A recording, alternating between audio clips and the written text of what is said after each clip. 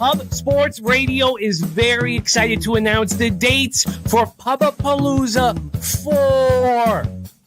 The most exciting weekend of the gambling year. Round 1 of March Madness. It's all going down in San Antonio, Texas at the Htown 101, Thursday the 20th till Sunday the 23rd. It's going down, baby.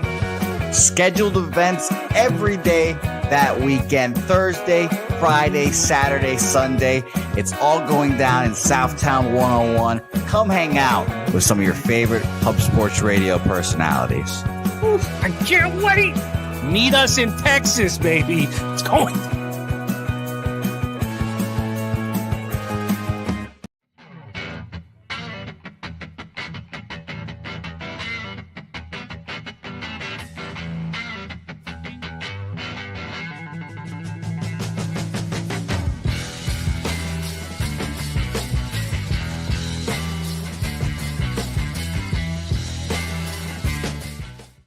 Welcome all to NFL Pub Hub Week 15 right here. Happy Sunday to all of you. We have an incredible show for you guys today. Bobano hitting the lead off for us. Then we have Clint Mclean, star of the Die Hard MMA podcast. Then we have our number one ranked capper here, Marley, star of Brothers and Bets. He'll be up third. Spenny Penny Bombs, who came second in season 2. He's on fourth. LJ from Htown fifth, and making his debut, started the Locker Room podcast, his NFL pop-up debut here. My 2 cents. 2 cents in the house, rocking with us. Dave Rogers, 7th, and Billy Brisbane, 8th. We have a great show for you guys today. Great to see all the cappers in the chat. We got Truth Teller ready to work. Stacks play of the day is in. Thielen, who's running nice right now.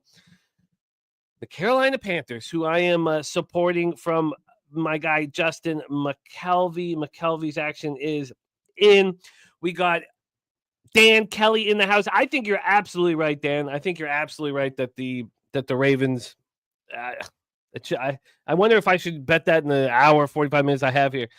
Because it's not just that for the Steelers. They also have the Chiefs, and they is it the Browns too? They have the Chiefs and the Bengals. They have a hard end of schedule. That's a great look. Dan Kelly, Baltimore to win the AFC North.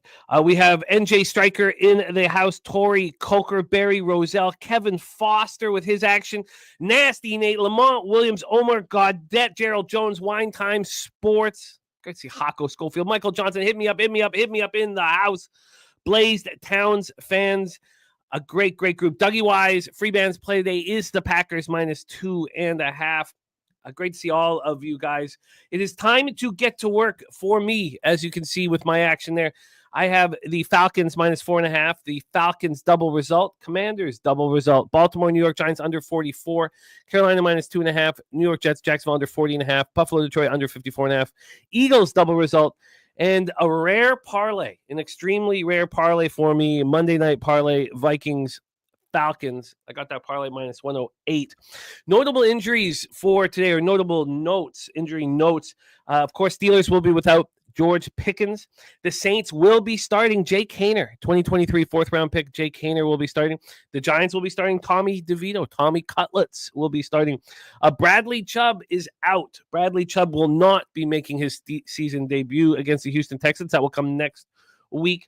That was too bad. I thought he was going to be in. And for the Raiders, Max Crosby will have ankle surgery, is done for the season, will not be in the lineup. Great to see all you guys. Nordy in the house says, what up, first Sunday? I'm not working in a long time. Can't wait for today. Slatsy's got his action here. If the Ravens are up, should rest Henry Hill plus 71.5 receiving yards. Justice Hill over 15.5 rush yards. Justice Hill was the reason for the Henry note. Should have said that before the Tyreek Hill prop, but that's our guy Slatsy in the house. Lamont Williams, max betting Tampa Bay money line, parlaying Arizona money line, Carolina money line. Yeah, Clark Edge, that was a tough finish to that game. Donut Silks in the house, Kelly McInnes, Goran Ninkowski, Kansas City Packers money line, Eagles money line for him. And there's just my 2 cents, who's making his NFL pop-up debut here. Great to see all of you guys. Yes, Brian Jones, double result is first half. It's not first half and full game because you have to win the first half. So it's like a first half minus a half, I guess. It can't be a tie. A tie is not a push. A tie is a loss in the double result. So you have to be ahead at halftime and ahead at the end of the game. Donut Silk says, wet and shitty day in Cleveland for anyone wondering. I'm told that the rain's supposed to stop there. Let's get to work right now. Please welcome the Season 2 champion here of NFL Pub Hub. He is rocking with us in Week 13. The last week he was with us, he went 7-3 plus 3.61 units. There is Troy Torrance in the house. Troy, I didn't... There you go. Are you all not absolutely starving? Sorry, I missed that, Troy. Moving quickly here. No lack of love for you, my man. Please welcome our guy from Hamilton, Ontario, Canada's black and yellow, my friend Ian Cameron to the telecast. Bobano, how are you? Always good, Jimmy. Let's rock. We start at 1 p.m. Eastern. Miami Dolphins 6-7, 2-4 on the road to the Houston Texans, 8-5, 4-2 at home. Energy Stadium in Houston, Texas. A lot of us were hoping that Bradley Chubb would be in the lineup. He is not, nor is Teron Armstead going to be in the lineup. But the Texans don't have Juice Scruggs. He's not going to be in the lineup, but they're pretty healthy generally. Let's get into the line history here for this one. Cash flow and hand it over to our guy, Bobano. Our first spot on the board, we have these Houston Texans minus 2.5 and minus 114. Opened up minus 106, so we've had 6 cents at this point of movement towards the Texans at this 2.5 line. We did see threes, around. You could pay for them if you wanted. This total is 46.5. It's juiced to the under. Opened up at 47, went down to 45.5. Spent a lot of time at 45.5. Jumped up to 47 this morning and has now dropped a half point. So we are down 1/2 point. Let's get to the cash flow for our first spot on the board. 38% of tickets, 28% of the cash on the Texans. On the total, you have 72% of the tickets, 78% cash on the over. Bobano, take it away. Dolphins, Texans. Yeah, I have the Texans money line, but it's not official. The over is going to be the official play. I just don't love the price enough. It's gone up as far as the money line compared to what I got it. I like the idea of backing Houston off a bye week, even though this game obviously, and I think this win is more vital for Miami because they're almost at the point where they got to win out, to have any chance of being in the playoffs. I just don't feel I'm that impressed with Miami, though. They could have easily lost to the Jets. They basically allow a Jets team that offensively has been erratic all season to go up and down the field against them. You can't like what you've seen from this Dolphins defense. I think this is a good get-well game, get-right game off a bye for C.J. Stroud and the Texans. This offense just hasn't performed and hasn't lived up to the billing throughout much of the year. But I think I look at this Houston team as a team that can break out against really this bad defense. I mean, I just think week in and week out, they have not been very good here these last few weeks. Miami on the flip side, though, capable of moving the football. They've been able to do that. Now, some of these opponents, the Patriots, the Raiders, they face some weaker competition, the Jets, but Tua and company have been able to move the ball. And what I like about this over, too, is there's no run game to speak of at all right now for Miami. They absolutely can't run the football. They've been terrible at it. And when you can't run the football and you're throwing it as much as they do, that's obviously going to mean more plays and more opportunities and probably a better chance for those bigger chunk plays through the air. I mean, that's almost at the point where they've almost given up running the football. So I like this game up and over the total. I like the Texans, too, but like I said, I don't like the price enough. It's too much juice to make it official on this show right now with where it's at, but I will go with the over here at 46 minus 1. Actually, you know what? We got 45.5 minus 115 at PointsBet, so we'll go with it there. Over 45.5 minus 115 for Bobano. We roll on 1 p.m. Eastern. Baltimore Ravens 8-5, 4-3 on the road. New York Giants 2-11, 0-7 at home. My man Aubrey Travis with the Sir Andrew Barton quote. I love it, Aubrey, my man. Respect. I love to see it. Harbaugh gave it to his boys. My pops used to give it to me all the time. It's such a great line, dude. I love it, Aubrey. Thank you for that. Put a smile on my face. We're at MetLife Stadium, East Rutherford, New Jersey, 36 Fahrenheit, cloudy, 5 miles per hour. For the Ravens, it looks like Pierce and Washington are going to be in. CJ Tampa is going to be a real game time decision, or TJ Tampa, sorry, excuse me. It's going to be a real game time decision. For the Giants, Okereke and Drew Phillips are out. Also, guard John Runyon out. I mean, it's just more and more injuries. Cordell Flott is not going to be in the lineup either. Their cornerback. A lot of injuries for these Giants. I got the under 44. It did cost me 4 cents on Tuesday to get the 44. It cost me minus 114. Let's get into the line history here. We have this total as moving up. Wow, okay. That makes me a little uncomfortable. This was a 42.5 all week, Wednesday on. It moved up to 43 9 minutes ago. So so now we only have 3 cents of movement on the under. That's not what I wanted to see. From a spread perspective, we've now got a few 17s on the board. The 17 I'm looking at is at plus 102 for the Ravens, but this has come quite a ways. This opened up here at 14. I know look ahead was 12.5. So a big move towards the Ravens. And on the cash flow here, we have 77% of tickets and 71% of cash on that over. Now moved a point back. And it's a flippy situation on percentage of bets. 51% on the Ravens, but 58% of the cash. Take it away, Bobano. Yeah, I'm not going to go into too much detail so we can save time. I like the Ravens first half and full game. Baltimore minus 8.5, minus 120 first half. Baltimore minus 116. Hey, minus 116. Maybe they will cover that and win by 117 points against this lowly Giants team. But yeah, minus 16, minus 112 with the full game number. Very simple. Baltimore off a loss. Baltimore off a bye. Come out and take care of business. There is that concern that maybe they take their foot off the gas pedal if they have a big lead in the second half. And the last time we saw Tommy DeVito starting for the Giants, it was 30-0 in the fourth quarter against Tampa Bay. And they got a meaningless garbage touchdown in the fourth quarter to make it 30-7. Lost by 23 to Tampa at home with this quarterback. He's awful. The O-line's even worse. It's going to be another beat down probably. That Baltimore front should get pressure. Baltimore should absolutely roll here in this game. And I like the first half being part of the equation just in case, again, they'll ease up a little bit. Because, look, they have Pittsburgh on deck again next week. So first half, full game split, Baltimore. You got it locked and loaded. Head on to Kansas City Chiefs, Cleveland Browns. Chiefs, Browns, Huntington Bank Field in Cleveland, Ohio. From the weather forecast, and I looked at multiple, it's supposed to stop raining now at any minute. That doesn't really matter because there is 17-mile-per-hour winds. So it is windy and it's chilly at 42 Fahrenheit. It's also a possibility of the showers coming back in the second half. Again, we've already heard from Donut Silk's boots on the ground that it is wet right now. It's raining right now, but it is supposed to stop. Now, Hollywood Brown has been, the practice window has been activated for the Chiefs. He will not be in the lineup. And DJ Humphries, an important part of this offensive line, is also out for the Chiefs. Cedric Tillman is out for the Browns, but we do not expect David Njoku to be in the lineup at this point. I don't know if he's been ruled out. He hadn't, but no one expects him in the lineup. They expect Jordan Akins to be the starting tight end here. Let's get into the line history here for Chiefs Browns. We have Kansas City right now, a minus 4.5, but with no vig. This was a 4 all week and moved to 4.5 yesterday morning. We've had the 4.5 now. That is juiced towards the Browns at the 4.5. So not quite a full half-point move towards the Chiefs. Then we have this total all the way down to 41.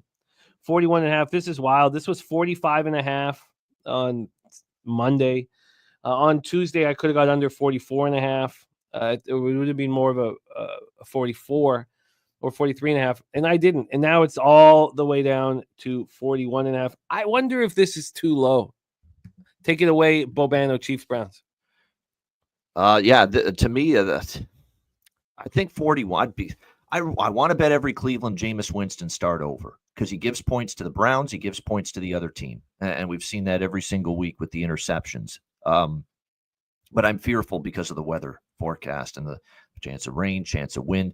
The official play for me is, look, until the Chiefs prove to me they can win by margin, I'm very comfortable going against them. So I'm on Cleveland here, plus the points. We had the Chargers last week. Cleveland is plus 4.5, minus 110. So we'll make that the number. Look, Kansas City, they're finding ways to win. But if you go back now to the Denver game, their last 4 victories with the loss to Buffalo in the mix in their last 5 games. But their last 4 victories, win by 2 over Denver, win by 3 against Carolina, back-to-back wins by 2 points against the Raiders and Chargers. They're just not winning by margin. And I'll say this about Cleveland. They're still battling. They're still putting up a good, solid effort, competing. They haven't tapped out on the season. They actually outgained the Steelers in the loss last week by 33 yards. That game was more even than the 27-14 final score would indicate. What did the Browns in? Turnovers, of course. 2 interceptions and a lost fumble. But Cleveland played, I think, a more competitive game last week than that final score indicates. So, yeah, to me, I'll take a shot again against this Kansas City team. Dare them to win by margin, which they have not been doing. Cleveland plus 4.5. Cleveland plus 4.5 here for Bobano. Ixnizzle, boots on the ground from the land, says probably going to rain around 2 p.m. Eastern and throughout the rest of the game. That is what I had taken here. And with that being the case, I know that there was rain and snow this morning, but is this too low? Now, I don't like getting in the way of these giant moves to the under, but I might sprinkle, but again, I'm fearful of that. I'm fearful of that weather and that wind. Okay, I'll be thinking about that here for a bit. Let's roll into the next spot on the board. 1 p.m. Eastern. Dallas Cowboys at Carolina Panthers. We've seen the train of fading the Chiefs. This will be for our guy Troy Torrance, the 8th week in a row he fades the Chiefs after cashing for 7 in a row. I've cashed with the Panthers for 5 straight weeks, and I'm not getting off. I'm not getting off. I simply do not believe that 1 p.m. or 12 p.m. or 1 p.m. Eastern start time on a Sunday in the rain. Now, it's not raining anymore. It was supposed to be in the rain. It's not going to be raining at all. 45 Fahrenheit cloud, 6 miles per hour. I just don't see the Cowboys getting up for this game. I don't see it. We have BB with the concussion against the Bengals. So Brock Hoffman starts at center. TJ Bass will start at right guard.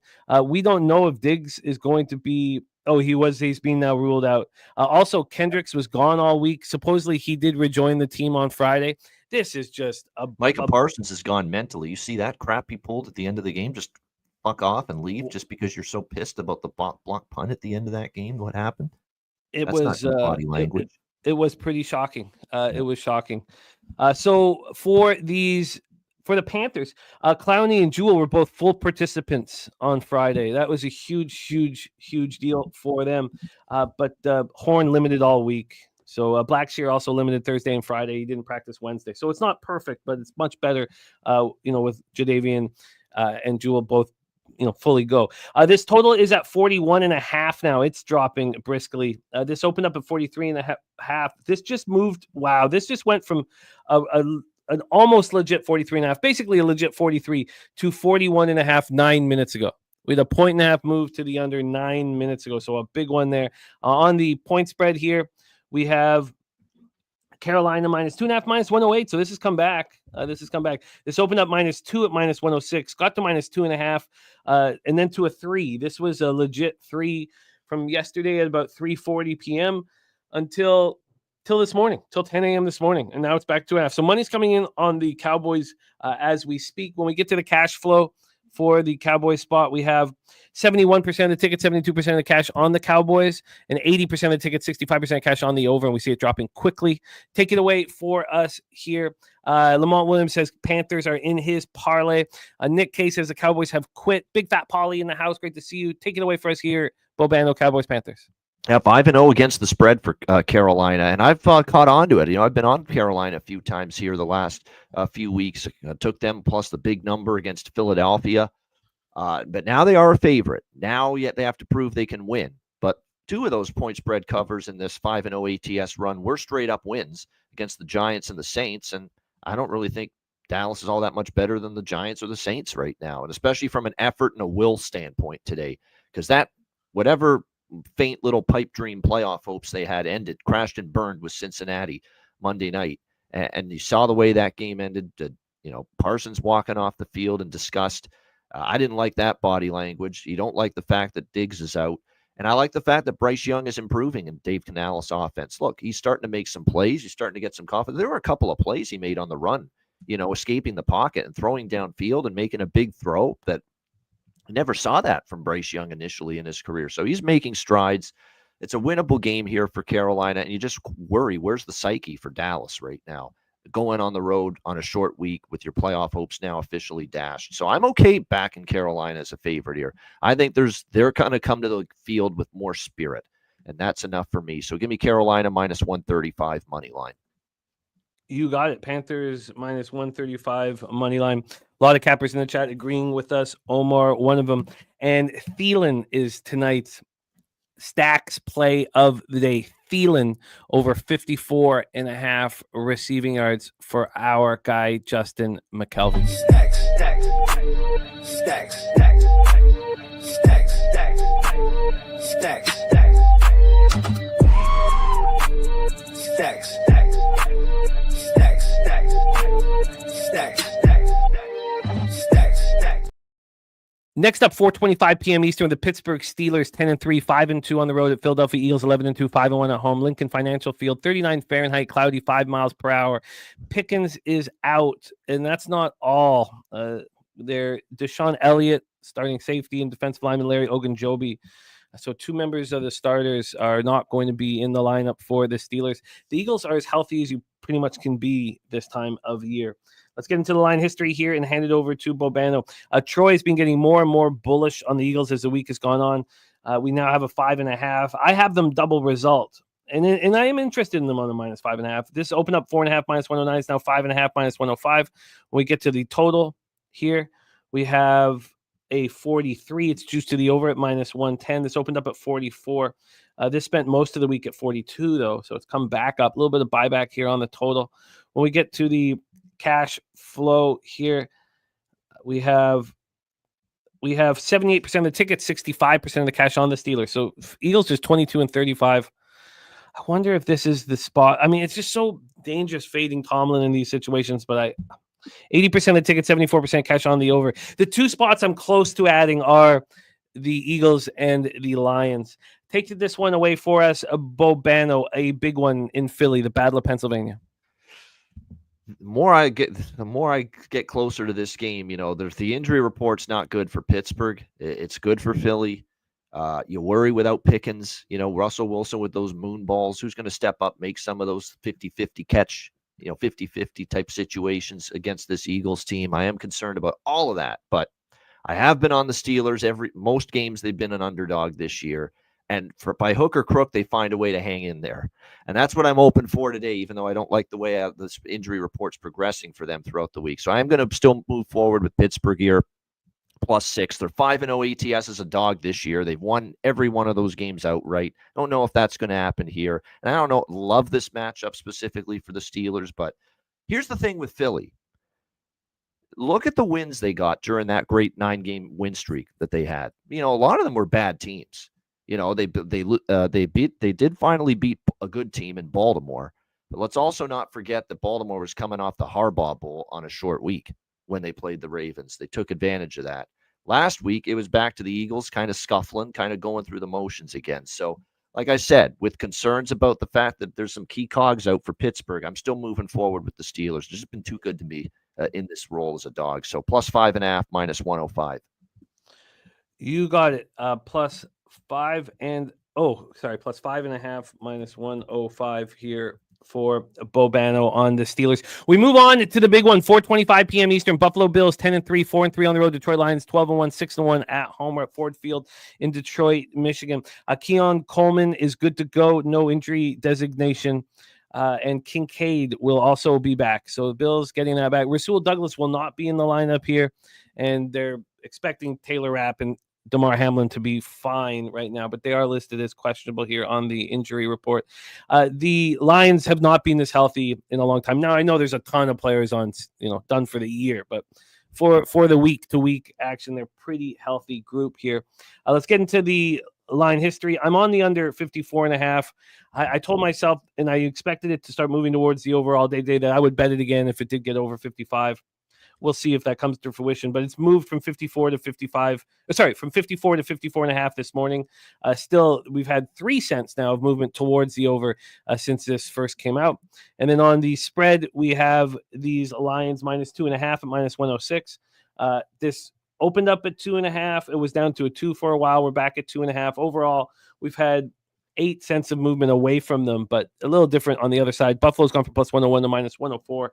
When we get to the cash here for this one, afternoon action. 70% of the tickets, 77% of the cash on the Bills. 70% of the tickets, 70% cash on the over. Take it away for us here at Bobano Bills Lions.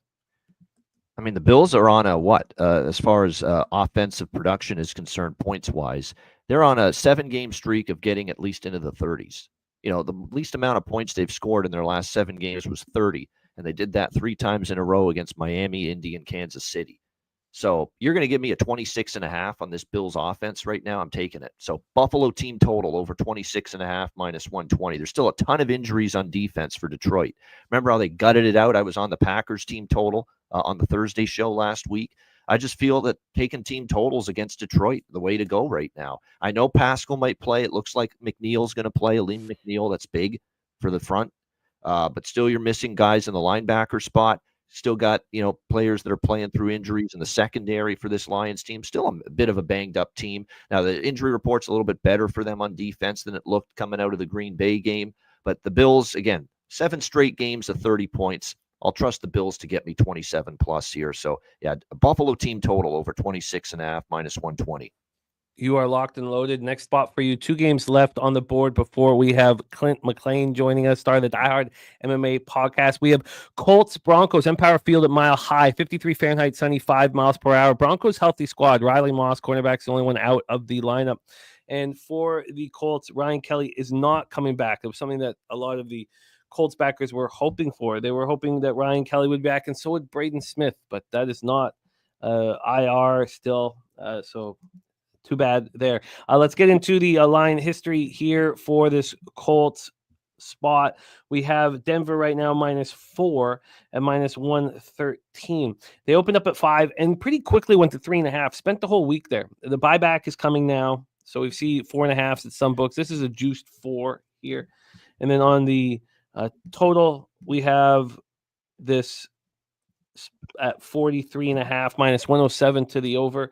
This has come down from 44.5 earlier today. And when we get to the cash flow, just past it. We have just 37% of the tickets, 32% of the cash on the Colts. We have 23% of the tickets, but 43% of cash on the under. Take it away for us here, Bobano, Colts at Broncos. I mean, Denver's put up 79 points the last 2 games combined versus their last 2 home games combined versus Cleveland and Atlanta. Bo Nix and the pass offense are rolling right now. I don't know if the Colts have the Colts are going to have to get pressure on Nix because Nix sometimes under pressure can be contained. But I'm telling you what, right now, it is a Denver team that is rolling offensively. I'm not sure the Colts, even with the bye week, both teams are off a bye week anyway, so there's no advantage there. But not sure the Colts defense can stop them, especially at home. But this Denver defense, I'm telling you what, I didn't like what I saw against Cleveland. 32 points. They could have given up more if Jameis Winston didn't throw so many interceptions and make so many bad decisions. That defense, when you look at some of the recent teams they've played, Las Vegas, Atlanta's kind of scuffled. Indianapolis, I think, coming out of the bye with an offensive-minded head coach. Richardson's going to get Josh Downs back, one of his key receivers. You'd like to think there's a good offensive game plan there coming out of the bye week with the extra time to prepare. Enough that I think the Colts can contribute to over in this game, which is my official play. I do like this total up and over. It does feel a little bit low to me at 43.5. So over 43.5 -110 Colts Broncos. Over 43.5 at -110 for Bobano. We roll into his final spot on the board. Tampa Bay Buccaneers 7-6, 4-2 on the road to LA Chargers 8-5, 4-2 at home at SoFi Stadium in Inglewood, California. Disley is out, and so is Jalen Reagor. We're hoping, Charger fans are, that McConkey will be in the lineup here. He's still listed as questionable. Sounds like he might play from the last I heard. We know he's trying. We know he's trying to get on that field. They're optimistic, yeah. Yes. But I've heard that shit before. Optimistic, and then they do work him out before the game. He doesn't play. Yes, it's not going to come down to his decision here, but the rookie wants in. Denzel Perryman also with the groin injury on the injury report. The Buccaneers are beat up. They're beat up. KJ Britt will not be in the lineup. Safety Mike Edwards will not be in the lineup. Safety Antoine Winfield will not be in the lineup. Now, Tryon Shoyinka is expected to be in the lineup, which is a huge help at linebacker. But they're dealing with injuries here. Let's get into the line history. We'll start with this total. This total is at 46. It's -108 to the under. This was at 45 for a while here. It's just gone up to 46.5 or 46, today. And then on the point spread here for this one, we have the Chargers -3 at plus 103. The Bucks opened up at -106, so now they're -113. 7 cents of movement towards the Tampa Bay Buccaneers. The market's sort of been implying that the Buccaneers were the play all week, but 69% of tickets, 69% of cash. The Buccaneers are public. I like the Chargers from an X's and O's standpoint, but I'd not pulled the trigger. 70% of tickets, 81% cash on the over. Take it away, Bobano, your last spot on the board. You know what? For the first time in ages, I'm going against the Chargers. The Chargers have actually been pretty good to me, and if maybe they'll make me pay the price for this, but I hate this spot for them. They're coming off the Kansas City game. They lost it at the end. Very tough, painful loss. You've been on the road 2 weeks in a row. Tough, grueling games. Both of them down to the wire. The Atlanta game and the Chiefs game. Now you're back home. I don't know how 100% Herbert is, quite honestly. And that's concerning coming, got the ankle re-aggravated at the end of that Kansas City game. Tampa Bay's been a very good underdog. Let's not forget that. Their last 2 tries as a dog at San Francisco, they lost by home to San Francisco, they lost by 3. They lose by 6 in overtime to Kansas City. Catching points has been the way to go. I just don't know. McConkey being back would be huge, but Disley's still out. There's a lack of weapons on the perimeter for this Chargers offense, and building margin's been difficult for them. Even the win against Atlanta 17-13, they hung on, and they needed 4 interceptions out of Kirk Cousins there in that game as well. And yes, great point by Craig. Chargers do have the Broncos coming up in the division. Huge game. Don't love the spot. It's a bad enough spot for the Chargers that even with some injury concerns for Tampa, they're good as a dog. I'll take my chances with the Bucs here. +3, -108. You are in business. Let's review Bobano's action. Our season 2 champion, Bucks +3 at -108, over 43.5 in Colts Broncos. Bills team total over 26.5. He is the Steelers +5.5 -105. Panthers money line -135. Browns +4.5 at -110. Ravens first half -8.5. Full game -16. The over 45.5 in Dolphins Texans. Bobano, thank you so much for rocking with us. We have the star of hitting the books on Mondays for football, on Fridays for college basketball. Every single bowl game up until Christmas has been capped by C-Mac and Bobano on that channel, hitting the books. Also star of the Ice Guys 7 days a week, and star of the NBA OG show Monday, Tuesday, Wednesday, and Friday. Bobano, thank you so much for your time. Support him on X at Bobano Bets. Bobano, any last words for the Captain Sport That's a Show? fair point by someone in the chat there, Omer. Baker's got to cut out the turnovers today. Too many the last couple of games. That does concern me. Hopefully, and the Chargers defense can force them. So he's got to protect the ball. Good stuff, Jimmy. Appreciate it. Everyone in the chat, good luck today. Jimmy, good luck to you as well. Let's cash some tickets, and we'll see you next time. Thank you, my friend. There he is, Bobano in the house. We go from Hamilton, Ontario, south to Arizona for our next guest, the star of the Die Hard MMA podcast. In the last 2 performances here on our show, he's gone 8-3 plus 7.56 units, and now finds himself third overall out of 32 cappers here on NFL Pub. Please welcome Mr. Clint Mclean to the telecast. Clint, how are you, my man? Morning, Jimmy. I'm doing all right, man. Last week, I was triumphantly returning off a huge win in MMA. I got my ass whooped last night in the cage. So licking my wounds a little bit and happy I'm reading the board well in football, hoping to get some of that back here today on Sunday. Well, let's get it back and let's get to work immediately. We start with Chiefs, Browns, Huntington Bank Field in Cleveland, Ohio. The big part here is the weather because, we've heard from boots on the ground. It's stopped raining or going to stop raining, and will start raining again at 2 p.m. Eastern. Honestly, this total just keeps dropping and dropping and dropping. We've gotten so low now, 41.5, some 41s. Clint, take it away here. You have a total and you have a ladder player prop. The floor is yours, my friend. Yeah, I'm a little bit worried about it, Jimmy, especially with this late line movement. I try not to get too bent out of shape about that kind of thing and jump out of my seat. But when it's this much of a move, you have to kind of sit up and pay attention. And I'm wondering if these might potentially be bad bets at this point. But it is what it is. We're going to go ahead and dig in here. I took the over 43. I know it's down to over 41. So 2-point move the opposite direction. That doesn't feel great. But basically, the way the Browns play, they can't stop anybody, but they force you to play football. They're going to put up points. And Patrick Mahomes is going to have to put on his big boy pants today. If he wants to stay in this game and have a shot of winning it, he's going to have to do some damage. And you can have this Browns defense. You can take advantage of it. So I have gone ahead and played the over 43 because I do think we're going to get Jameis, even with the weather, even if there's some rain and some slippery conditions. Sometimes that leads to defensive turnovers. Isaiah Pacheco is back. So I think the Chiefs are going to look to mix it up and ground and pound. They can probably run a little bit. That might be some of the reason why this number is coming down. But the weather sometimes favors the over rather than favoring the under, depending on how the game plays out. And we know Jameis is good for at least 2 interceptions every single week. So I'm looking for an over here in this spot, Jimmy, and I'm just hoping maybe this line move is wrong. Well, we will. You didn't tweet anything out, did you? Is this? No, I just texted you my action, so Okay. I will take the current number. I haven't locked in yet as of now, so I'll take the 41. Over 41 at -108. Now, talk to us about your wide receiver ladder prop. Yeah, so similarly to what I did last week with Jackson, Smith, and Jigba, my guy, fantasy league winner, baby. I am looking at laddering up who I think is maybe going to be the most important wide receiver in this game. We've seen bad form from Travis Kelce recently. He's not the guy that he used to be. He doesn't seem to be on the same page with Mahomes the way he was a year and a half, 2 years ago. They just are not putting up the kind of numbers that we would expect to see. Somebody who's come in and been old sure hands wide receiver for Patrick Mahomes, especially in the red zone, though, is DeAndre Hopkins.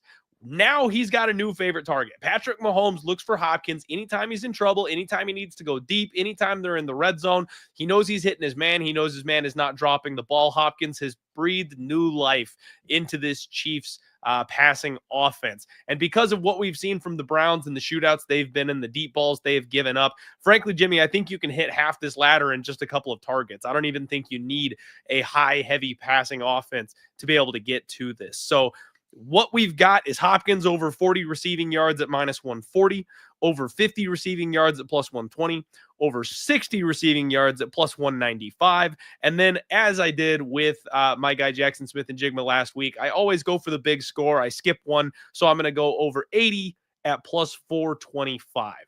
So hopefully we can hit those top 3, and then if he catches a long bomb, maybe we get to the 80 for the big score at the end of the day.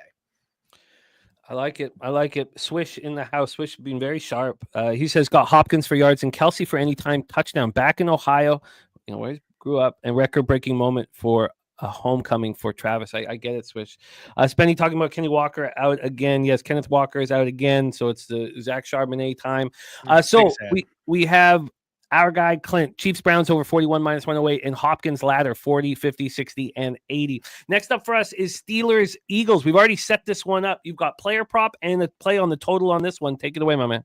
Yeah, on this one, Jimmy, I am basically just trusting in the Steelers to do what the Steelers do. As road dogs, they are very, very good at slowing the pace down, controlling the game, relying on that defense that's basically been a brick wall the entire season. And we've seen some issues from the Eagles. They're not able to, move the ball quite the way that we've seen them in the past. They're not being as explosive in the pass game the way that they used to be. I think some of that is scripting. I think some of that is because they've got the best running back in the league right now, and they're just ground and pounding their opponents out and doing what it takes to win the game and get out of Dodge. So I think the combination of those two things, we are going to see an under in this spot. I expect the Eagles to try to control the ball and keep the ball, and I don't know how the Steelers are going to move the ball without George Pickens against this Eagles defense, quite frankly. So I feel like we get a ground and pound style low scoring game here, and I believe that that's really the only way the Steelers can stay in this one. So they have to make it a defensive battle. So I'll take the under 43. Under 43, we can give you an option there, which I will set up for you. But let's talk about the next spot. You also have a touchdown prop in this one.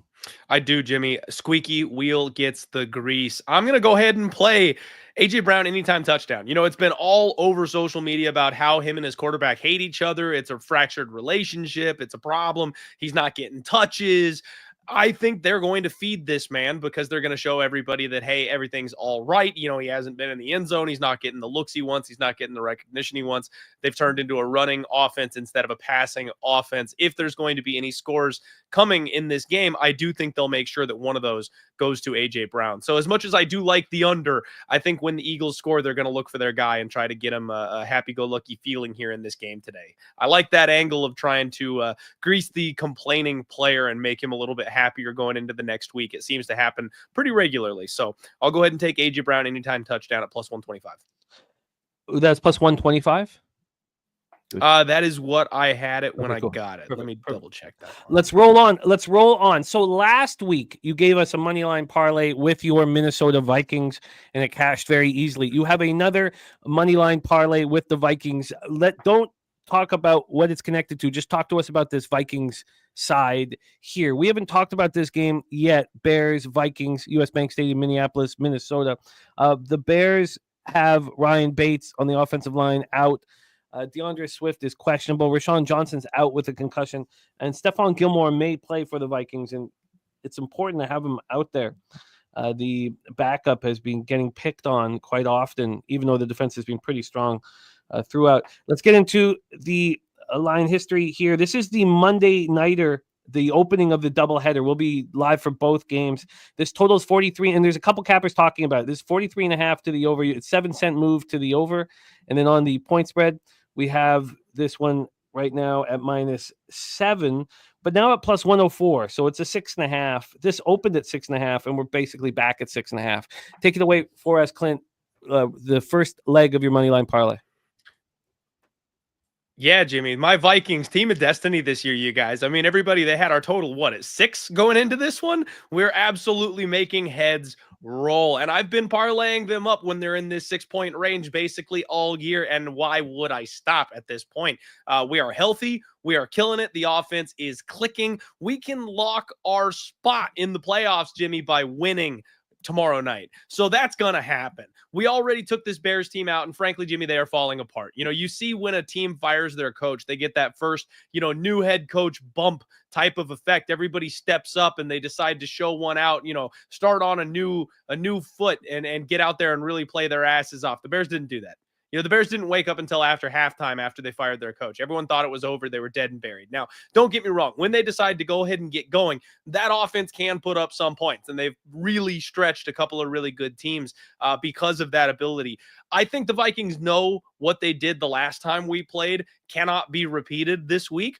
We let them back in that game, Jimmy. It was over at halftime. That game was done and over. The Bears were dead and buried. And then we kind of got a little lazy and let them back in the game. They got an onside kick that led to points, and we ended up going to OT. Like, it was a whole mess. They are not going to do that. They will step on the throats of this Bears team. And on top of that, I think the Bears have somewhat quit on themselves at this point. You've got the injuries that you mentioned, and then you've got the guys that are just deflated at this point in the season, the veterans that are kind of throwing the towel in. So this is a rematch that I think is going to heavily favor my Vikings. On top of that, you've got 3 weeks in a row at home for the Vikings versus 3 weeks on the road for the Bears, which is just a phenomenal spot. That road team is not set up for success having their 3rd game in a row on the road. So yeah, I'll be anchoring that parlay once again with my Vikings. We're headed to the playoffs, and I know it probably doesn't count for this show, Jimmy, but I'm betting Vikings to win my division at plus 500. We're going to steal that 1 seed from those Lions. It's all going to come down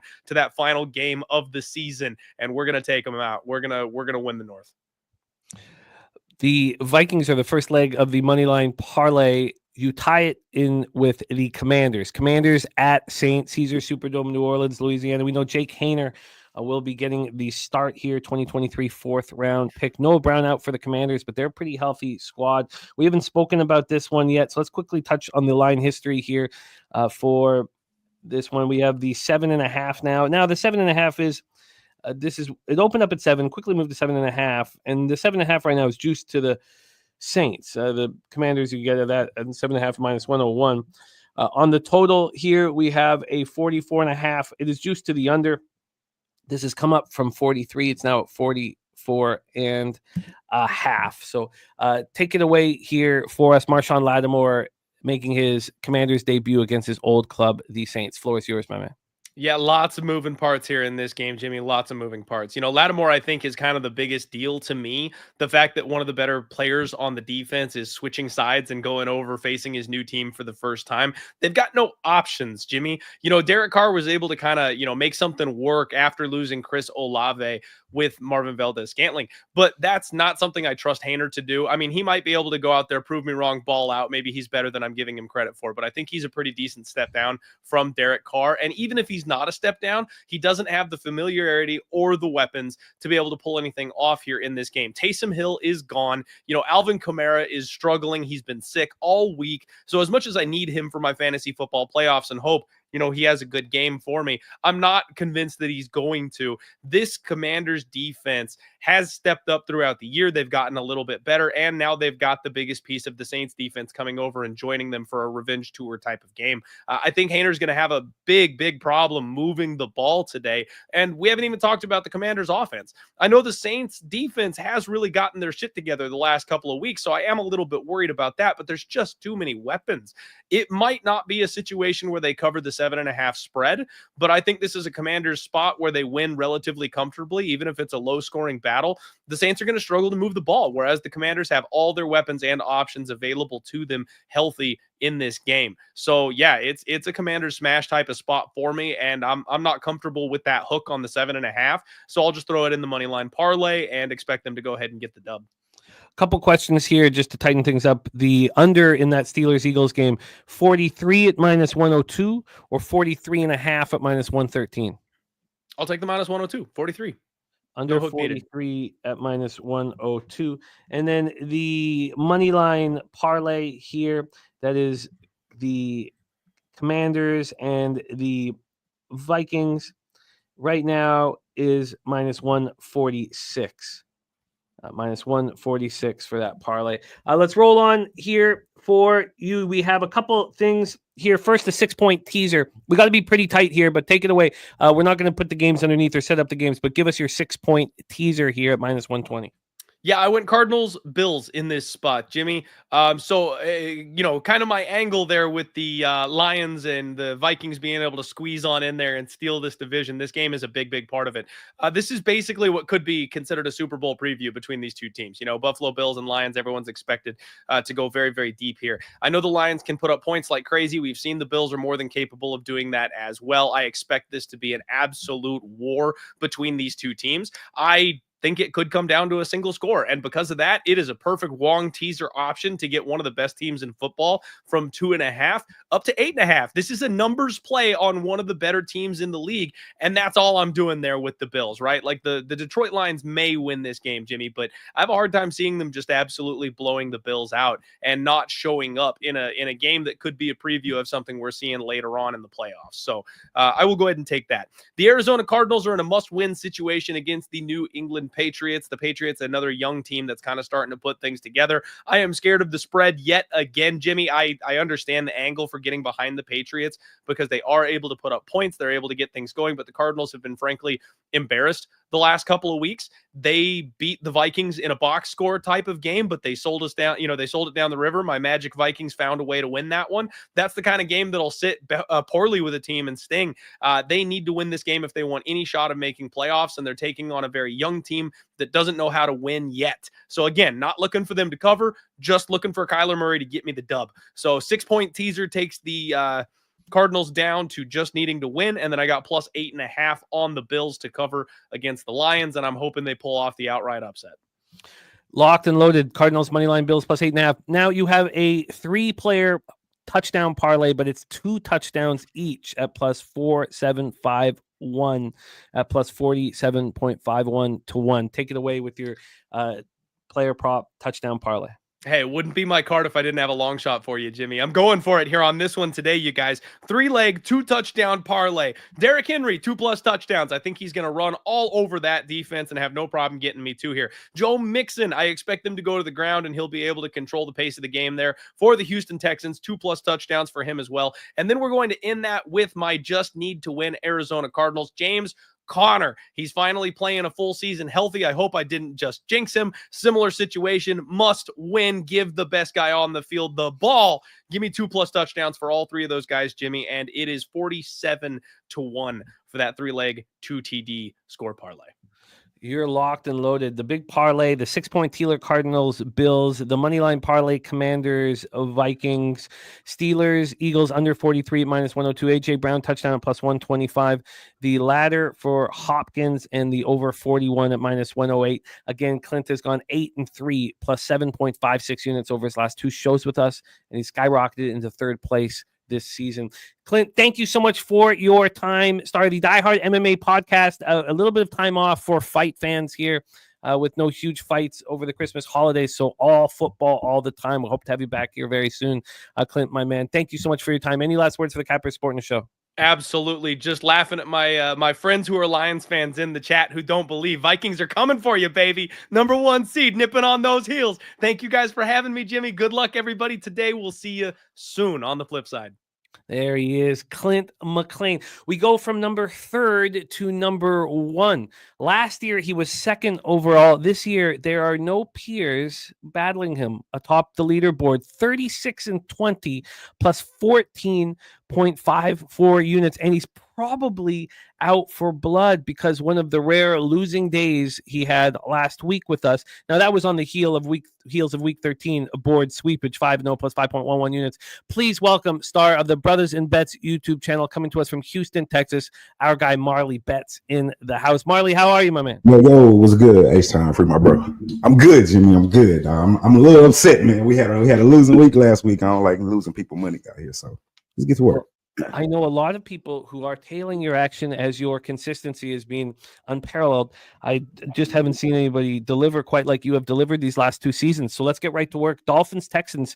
I love that you start in Houston. We got LJ with capping the Houston game as well. We need to hear your guys' takes on this big one. So take it away. Dolphins, Texans. We've already set this one up. Yeah. If it ain't broke, don't fix it. We on Texans first half. It's been killing for us all season. Bit a little breakdown right here. The Dolphins, when it comes to playing in Houston, are 0-5. 2-3 ATS. Now you look at their offensive production, it's kind of hard to judge them because Tua missed all those games. However, our defense is one of the best defenses in the league. Let's just be honest here. Although we're allowing 22 points a game, we are coming off a bye week. I think that's a much needed bye week because it's so late in the season. Gives everybody a chance to rest, get a little bit healthy. And I personally, I don't believe in this Dolphins teams. I know since Tua been back, the offense has been a lot better, but in the last 10 games, they don't, outside of that Rams game, they don't beat teams that's 500 or better. You take away the Rams game. Let me go ahead and pull it up real quick because I don't got my numbers for this one real quick. Give me 2 seconds, Jimmy. Well, we just have a note here from Coin. So all of the articles that came out yesterday saying that he was not going to be active are all wrong. But I don't see it written anywhere. But Coin says Bradley Chubb is active today versus Houston. It says ESPN announced it 10 minutes ago. That's absolutely wild, Coin. Wild. Wow. Bradley Chubb is active. Now, what's he going to get? Like a 30 or 40% of the snap share? I mean, you can't be playing 60% of snaps. But wow, that's massive. Thank you for that update, Coin. Sorry, Marley. Big news, though. Do we think that he's going to have a lot of success today? I don't think. I think he'll have some success, but I don't think he'll have much snap share. I mean, he'll be success. Just means can he be an issue, and can they have to keep an eye on him? That kind of thing. I mean, it's his first game in a long time, and we're not going to expect him to move mountains. We're not even going to expect him to get a 50% snap share. Right. And it doesn't change anything for me here, honestly. I like the Texans coming off the bye week. I think it's a much needed bye week. We do have problems on the offensive line with CJ, but I just don't see the Dolphins successfully being able to put up a bunch of points up on this defense. They have trouble protecting Tua. I think we're going to get out to their offensive line. Will Anderson and the guys. I just don't. it's hard for me to believe that they're going to come out here and put up. I think they'll need over 24 points to beat us, and I don't see that happening per se. Texans first half here. I mean, the money line is minus 147. Minus a half is minus 120. Minus 1.5, minus 112. What would you prefer? I'll take the -1. I got it at -1. I'll take the -1. A flat -1. Okay, -1. What juice did you get -1? Let's see. I got -1 at 115. -115. Okay, you are locked in. -1 at -115. Next up for Marley, we have Colts, Broncos, Empire Field at Mile High. We've already set this one up, so take it away. Yeah, who was on this one earlier? Was it Bobano? Yes. I can't remember what he did, but I'm on the Broncos here. And over the last three games, offensively, 41, 29, 38 points. Offense is coming along. Bo Nix has been playing relatively good. Not only averaging 22 points a game, but obviously what we're going with here is the defense. The defense is only allowing 16 points a game, top 10 in rush yards and pass yards allowed. And I don't think Anthony Richardson is going to be successful here at all, honestly. I know he's getting one of his weapons back offensively. Downs, I think the receiver, is playing this week, if I'm not mistaken. But you mentioned the main thing: the center is still out. I think he's going to be under pressure. He doesn't throw the short ball well. He doesn't throw the medium, what they call medium ball well. I mean, he does throw a decent deep ball, and I do have a small concern with Riley Moss being out. But other than that, I'm comfortable with the 4 with the way the offense has been moving. This is one of the worst defenses in the league statistically. Stopping the pass and the run. So I think they'll have success through the air. I think they'll have success, mild success running the ball. I think they'll cover the 4. I think the defense will make things tough on Anthony Richardson. Give me the Broncos. Both teams coming off a bye week, so you don't really get an advantage there. But this defense might be one of the best defenses in the league. Definitely a top 5 defense. So. Do you want the -4 at -115 or 4.5 at -105? I'll take the -4. -4 at -115 for the Broncos. We move on to Steelers, Eagles, Lincoln Financial Field. I'm very interested to hear your breakdown. Take it away. I got a couple plays on this one, Jimmy. And I know everybody's high on the Eagles. I'm not that high on the Eagles right now. I know they're 11-2. And I don't know if anybody's brought this up. In that 10-game winning streak, outside of the Ravens, listen to these opponents: the Browns, the Giants, the Bengals, Jacksonville, Dallas, Washington. I guess that's okay. The Rams and Panthers. I'm not impressed with any of those teams personally. What about the Ravens? That's what I said, outside of the Ravens game. Wasn't that at least? I give them the Ravens game. And yes, that showed that they can beat a good team, but man, the Ravens are a good offensive team. Defensively, they're not one of the better defensive in the league. I mean, they're decent at stopping the run, which they did a good job up until the fourth quarter in that game against Saquon. But they're ranked near the bottom, if not at the bottom, in passing defense. Now, Hurts is not necessarily taking advantage of that part in the offense, but I mean, to me, it's like you can't take away Saquon, but this team goes as Saquon goes, right? So if you can slow Saquon down, I'm not necessarily saying the Steelers are going to stop Saquon, but they do have one of the better run defenses in the league. I like the 5.5 here. I don't know if they can go in and necessarily win. I think they do have a damn good shot because I don't feel like the Eagles have necessarily played anybody. And then we look at that Panthers game. Hurts threw for like 120 yards, 150 yards, I think, in that game. And basically, shout out to Kyle Kearns because this is where I got this part just from. The Panthers run like a cover 1 defense, similar defense that the Steelers run, except for the Steelers has a way better defense and a way better pass rush. And they were able to hold this team down. Defensively, I think it's going to be a struggle for this Philly offense today. Now you look at defensively. All right, what can Russ and the Steelers do against this offense? No George Pickens. And I've been making money with this Steelers offense. You asked me this last week, even though I had a terrible week last week. Am I scared that they don't have Pickens? And no, I'm not. You know, Russell Wilson is in that offense. They can't run the ball, but they're rush attempts. You know, they're going to make you respect the run. So I think with that defense, I think with Russ still cooking, I like the 5.5. It's just I don't think they're still. I mean, the Eagles are as dominant as we're praising them to be. On top of the fact, at the crib, they're 2-4 ATS. They're not covering at games at home. Mike Tomlin 9-3 as an underdog. Underdog Mike. I'm going with Tomlin and the 5.5. I also like the over team total for the Steelers. I got it at 19.5 because I think they're going to have to score at least 20. I can see this being a 2024 type game. I think it's going to be a close game. I don't think the Eagles run away with this game.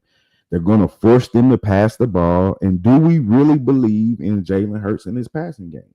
Apparently, him and his receiver isn't even cool. He misses his best receiver a lot. I think the 5 is good. I think the 5.5 is good. I think they actually have a chance to win. They're 10-3 ATS, 5-2 ATS on the road, 5-2 straight up on the road. I'm all over the Steelers here, and I love that the public is on the Eagles, if that's what the case is. And I think I'm sure it is right now. In this spot here, the public's all over the Steelers. 78% of the tickets are on the Steelers. Let's go public. But just 65% of the cash. And not only that, the market continues to move away from the Steelers despite the public on them. That 19.5 team total, I can get you at plus 114 right now. Let's go. Plus 114. I think I got it at 115. Let me see. Steelers plus 5.5 and the over 19.5 at plus 114 here. Yeah, I got it at 115, but I'll take it. Let's roll on to. Oh, you got plus 115? Yeah, on that 19.5. Oh, okay, cool. I got a plus 115. Okay, yeah, no, we'll give you that plus 115. Let's roll on here to the next spot on the board. Our guy Kelly McKinnis asking about it. Let's give it to you. 8:20 p.m. Eastern, our Sunday nighter. Join us here for this one. It's going to be so much fun. Green Bay Packers 9-4, 4-2 on the road. Seattle Seahawks 8-5, 3-4 home. Lumen Field in Seattle, Washington 45 Fahrenheit, cloudy 2 miles per hour. Jair Alexander continues to be out. So is Luke Musgrave. The Packers are hoping that Corey Ballantyne will be good to go. It looks like he will be good to go. Kenneth Walker is out. I mean, he's not being. Spenny says he's been officially announced. I had not seen him officially announced, but we didn't expect him to be in the lineup. We knew he was doubtful. Stone Forsythe, doubtful at offensive tackle. Same with cornerback Artie Burns. We expect them all to be out. So cornerback Artie Burns is going to be out. So is cornerback Trey Brown. He's already been announced out. Safety Jarek Reed out. Safety Kayvon Wallace out. So these Seahawks are banged up. Let's get into the line history here. We have Green Bay minus 2.5 at minus 110. It's juiced towards them. It opened up at 2. Now it's 2.5. So we have a half-point move towards the Packers. On the total here, we have this at 47, minus 109 to the over. This was moving towards the under, and I was interested in the under, but the weather has drastically changed. This is now a really nice spot at 5:20 p.m. Pacific time. It's just 45 Fahrenheit, cloudy, no rain, and 2 mile per hour winds. The weather's changed in much more, much better, and that's part of the reason why this is moving to the over. Take it away for us here, Marley. Packers Seahawks. Just curious, what is the public on this game? The public in Packers Seahawks is it's a 50-50. It's a 50-50. 51% of the tickets on the Seahawks, 54% of cash. All right, this work. Look, I already bet this, Jimmy. I'm on the Seahawks, man. I'm on the Seahawks. If you can't find me a 3, which I couldn't find, I took the money. Packers are 0-4 in their last 4 games at Seattle. And yeah, I saw somebody in the chat put the Packers are the better team. And I actually do. Just looking at it, I would have agreed. And I probably do still kind of agree that the Packers overall are probably the better team. But I like what I've been seeing in Seattle the last several games, 5 games, especially what McDonald has done to that defense. If you just look at the last since like week 9, they're only giving up 17 points per game, less than 100 yards rushing the game, less than 250 through the air. Yes, they're a little banged up, but they've been in must-win mode for the last several weeks, and I just like how they've been playing. And I don't like that. This is the kicker for me. The Packers secondary is not good, especially when Zaire Alexander is not playing, and they're going up against one of the best passing offenses in the league. And for what we say about Geno, and I talk a lot of shit about Geno, up and down, definitely, he probably will throw an interception today. But, man, he's slanging that ball all over the place. And he has the weapons on the outside to do it. Yes, Kenneth Walker is hurt on IR, but Charbonnet's been running the ball pretty good. He's actually, I think he's looked better than Walker here, especially over the last couple of weeks. So I think the run game will be a little bit better. Packers have a strong defense against the run. They can stop the run, but they cannot stop the pass. And I think Geno is going to deliver for us today. Will he turn the ball over? 50-50. If I had to bet on him throwing an interception, if there's a prop, I'll definitely take it. But he's capable of throwing 3 touchdowns over 300 yards. And like you just said, we're going to have great weather today. And I'm not sure how much I still trust. I trust Jordan Love just as much as I trust Geno. He's thrown 11 interceptions on the season. Geno's thrown 12. So he'll turn it over just as much as Geno will. And I like the way this Seattle defense has been playing. It's going to come down to, can the Packers run the ball against his defense? And since week 9, nobody's rushed for 100 yards on the Seattle defense. So, and we're at the crib. So give me Seattle. Like I said, if you can't find me a 3, just put me on the money line. Well, +3 is -124. I think they're going to win the game. Put me on the money. I took the money line, so put me on the money. Money line +127. I'll see if I can beat that. +127 on the Seahawks money line. We got to speed this up. It's my bad. I've gone a little too long with a few cappers here. But Bears, Vikings, final spot on the board. Your action, my man. Yeah, I'll make this quick. I saw Clint was on this earlier, man. It's Vikings all day. I'll take the 7. I think they're going to win by more than a touchdown. Listen to this Bears team. What do they have to play for? They're 0-6 on the road, 1-4-1 on the road. ATS, they lost 7 straight. I don't think they're even the Bets are just out there. You know, I don't think they have on the 3rd head coach of the season. It's just one team with absolutely nothing to play for, and one team with everything to play for, including being number 1 in the conference. So I'm all over the Vikings here. Flores going to blitz the shit out of Caleb, and I think, like Clint said, they let them back in the game last time. I think they'll keep their foot on their neck. So just Vikings -7, easy. -7 is +104. 6.5 -114. Oh, 7, such a special number. I'm feeling good. I want the 7. Give me the plus money. It's -7 at +104 here for Marley. He's on the Seahawks money line +127. He's on the Steelers +5.5, and the team total over 19.5 at +115. Broncos -4 at -115. Texans first half -1 at -115. Star of Brothers and Bets YouTube channel here in the house. Also co-hosting with our guy LJ on the Raw Words podcast. I'm going to pop your X handle in the chat. Let everybody know where they can see you on Brothers and Bets and Raw Words. Yeah, man, right here at Brothers and Bets on Wednesday. I talked to the coach. We're doing the Bowls game, so catch right there on Wednesday, and then Fridays with LJ on the Raw Word show right there. Our guy Marley Bets, currently our leader, almost 10 units, full 10 units clear of second place. We've been spectacular this year, as you were again last year when you came second overall. Thank you for all that you do, Marley, my man. Any last words for the Capper Sporting Show? Man, y'all already know what it is. Let's beat Vegas. Let's get it. There he is, Marley's X handle there in the chat. We move on. We go from Houston back up to Canada, up to Toronto for our next guest, the man known for the bombs that he delivers. In season 2, he finished second place, and it looked like he was going to win it all there during the Super Bowl, but came second. Please welcome our guy, Mr. Spenny Penny Bombs, to the show. Spenny, how are you? How we doing, Jimmy? How we doing today? It is great to have you. All is well, my friend. Spenny, Bills, Detroit Lions. We've already set this game up, and you have 2 player props, and this is a highly anticipated football game. Take it away. Yeah, this should be a fun one here. I know that a few of you guys are talking about the over and the under. To be honest, I think it could see an under here today. I think that the Lions are going to take advantage of this Bills, shaky rush defense here again today. We saw Kyren run all of them again last week there with the Rams and have the Rams take over the game there. So I like Monty here today. I'm going with Monty rush yards. So Monty over 56.5 rush yards minus 110. And then I also took the 70 plus at plus 175 as well. So I like both those plays for Monty. Again, like I said, I think they're going to take advantage of this Bills rush D, giving up almost close to 5 yards per rush there, and take advantage and run the ball down their throat and tick, tick, tick. So I like that there for Monty. On the other side, if Monty's going to be rushing the ball, Gibbs is going to be rushing the ball, and the Lions are going to be up, I think that the Bills are going to have to throw it. Amari Cooper's been, heavily involved in the last couple of weeks. He finally looks healthy again.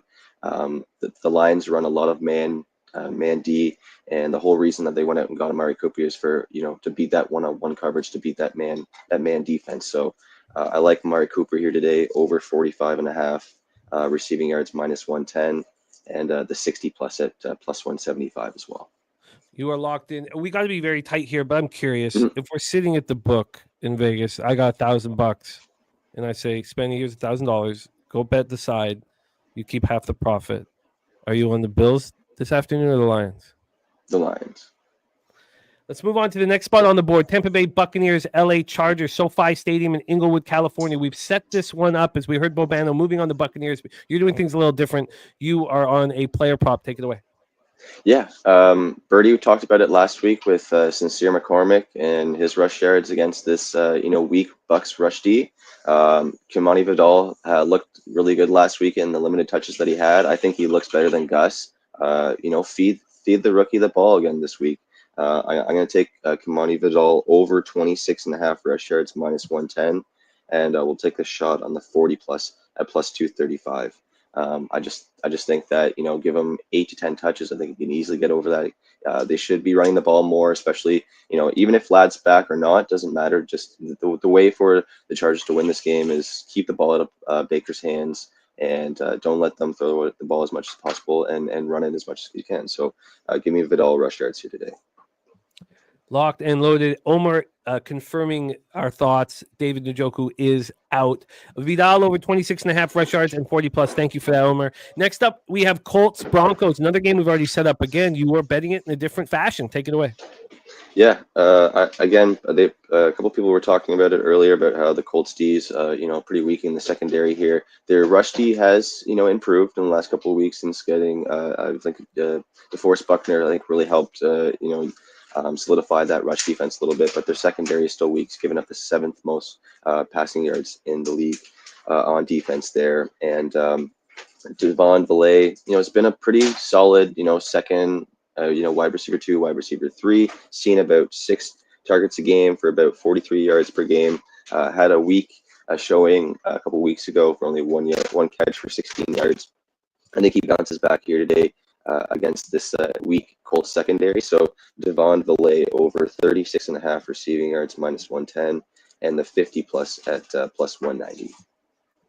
You are in business. Smoke and mirrors in the house. Rez Mob joining us. Jared TG. Jared TG said, I'm waiting all year for Vidal to get more opportunities. Yeah, I think he's really good. So there we go. We have the Valet over 36.5 receiving and 50 plus. Final spot on the board for you is the Monday Nighter. Falcons Raiders, Allegiant Stadium in Las Vegas, Nevada. Take it away.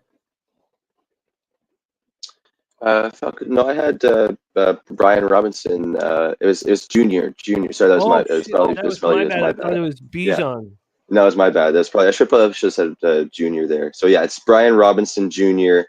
In that game. If you haven't touched in that game, or have you? I think we have touched in that game. Anyway, right? Yeah, we have. Okay. But sorry, but take it away, Jose. It's the Commanders game. That's my fault. Yeah, my fault. Commanders game. That's my bad. Yep, I should have mentioned that. But yeah, so there you go. So yeah, Brian Robinson over 70.5 rush yards at minus 110, and the 80 plus at plus 140. Saints have the 32nd ranked rush D this year, just giving up a ton of yards on the ground. Brian Robinson's been solid. They don't have Eckler, Christian Rodriguez, and they have Jeremy McNichols in the back as well. But Brian's been dominant here with the rush games.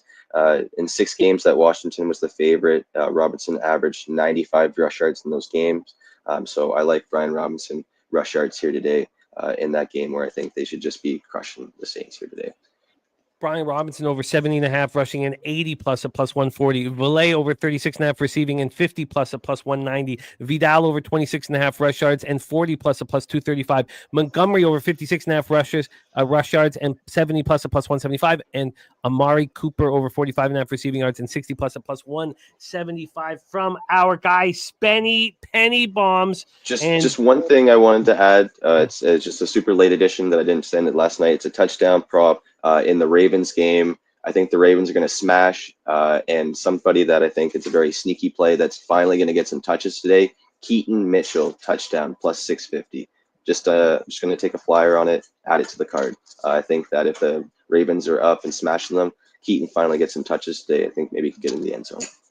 Keaton Mitchell, you are locked and loaded, my friend. I popped your X handle in the chat. Please support our guy, Spenny Penny Bombs. Spenny, hope you can rock with us tonight. We'd love to see your looks and hear your looks on our live stream. But thank you so much for rocking with us on Sunday morning, my man. Any last words for the Capper Sporting Show? Just love being here. Love seeing you guys every single day, every on the Sunday and all these live shows. So we'll see you guys again soon.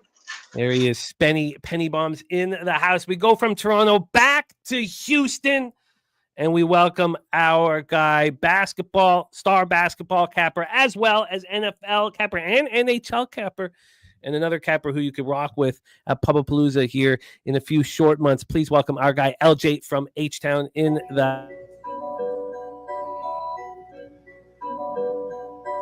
Pub Sports Radio's the crew, that's a fact. We all about bread, making bank accounts fat. Who the hell is that? LJ from the H, I stack green like Boston. Shout out to Nasty Nate from down south, where we ride on slab.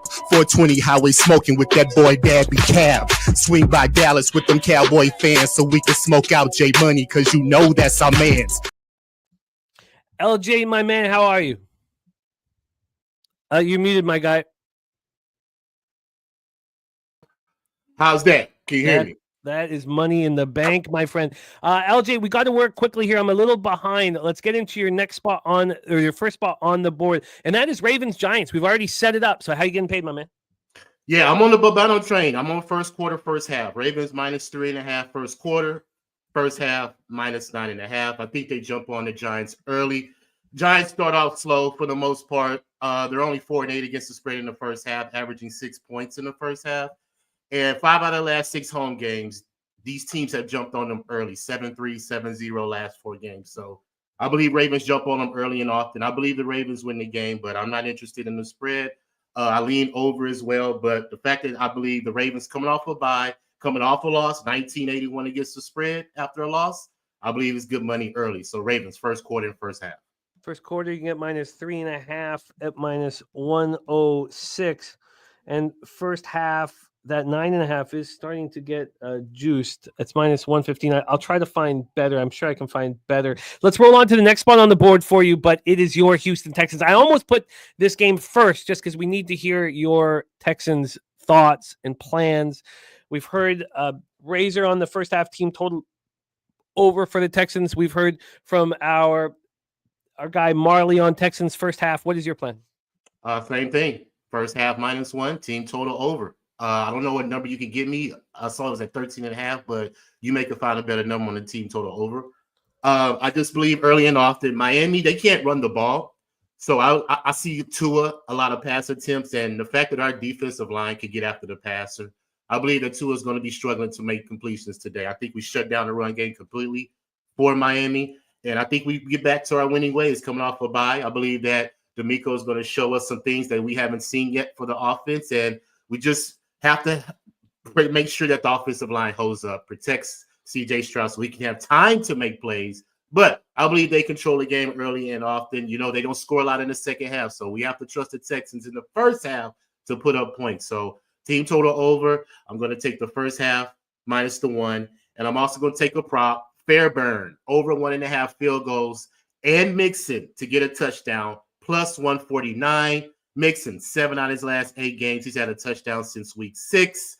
And Fairburn is 9 straight games to the over 1.5 field goals. Miami has allowed over 1.5 field goals 7 out of their last 8 games coming off the bye early in the season. So all those are my plays for this game, Jimmy. Locked in. Texans first half -1 at -115. Texans team total over 12.5 at -110. Fairbairn over 1.5 field goals and Mixon anytime touchdown plus 149. Next up in this card for our guy LJ, Bengals Titans. This one has not been set up. Nissan Stadium in Nashville, Tennessee, 56 Fahrenheit.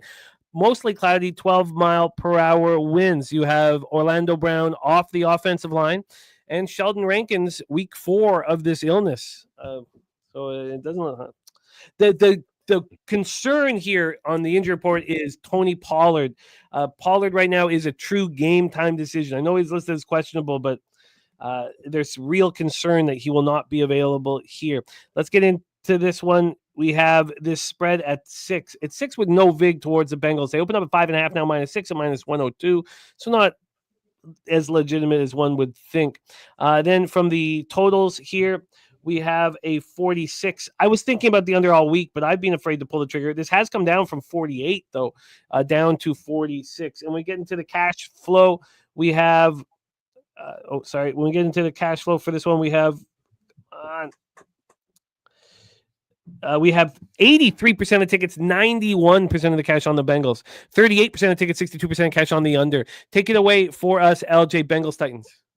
Yeah, I'm all on the Bengals, man. Titans are 2-11 against the spread on the season, so I'm automatically going to jump on the Bengals minus the 5.5 for a game.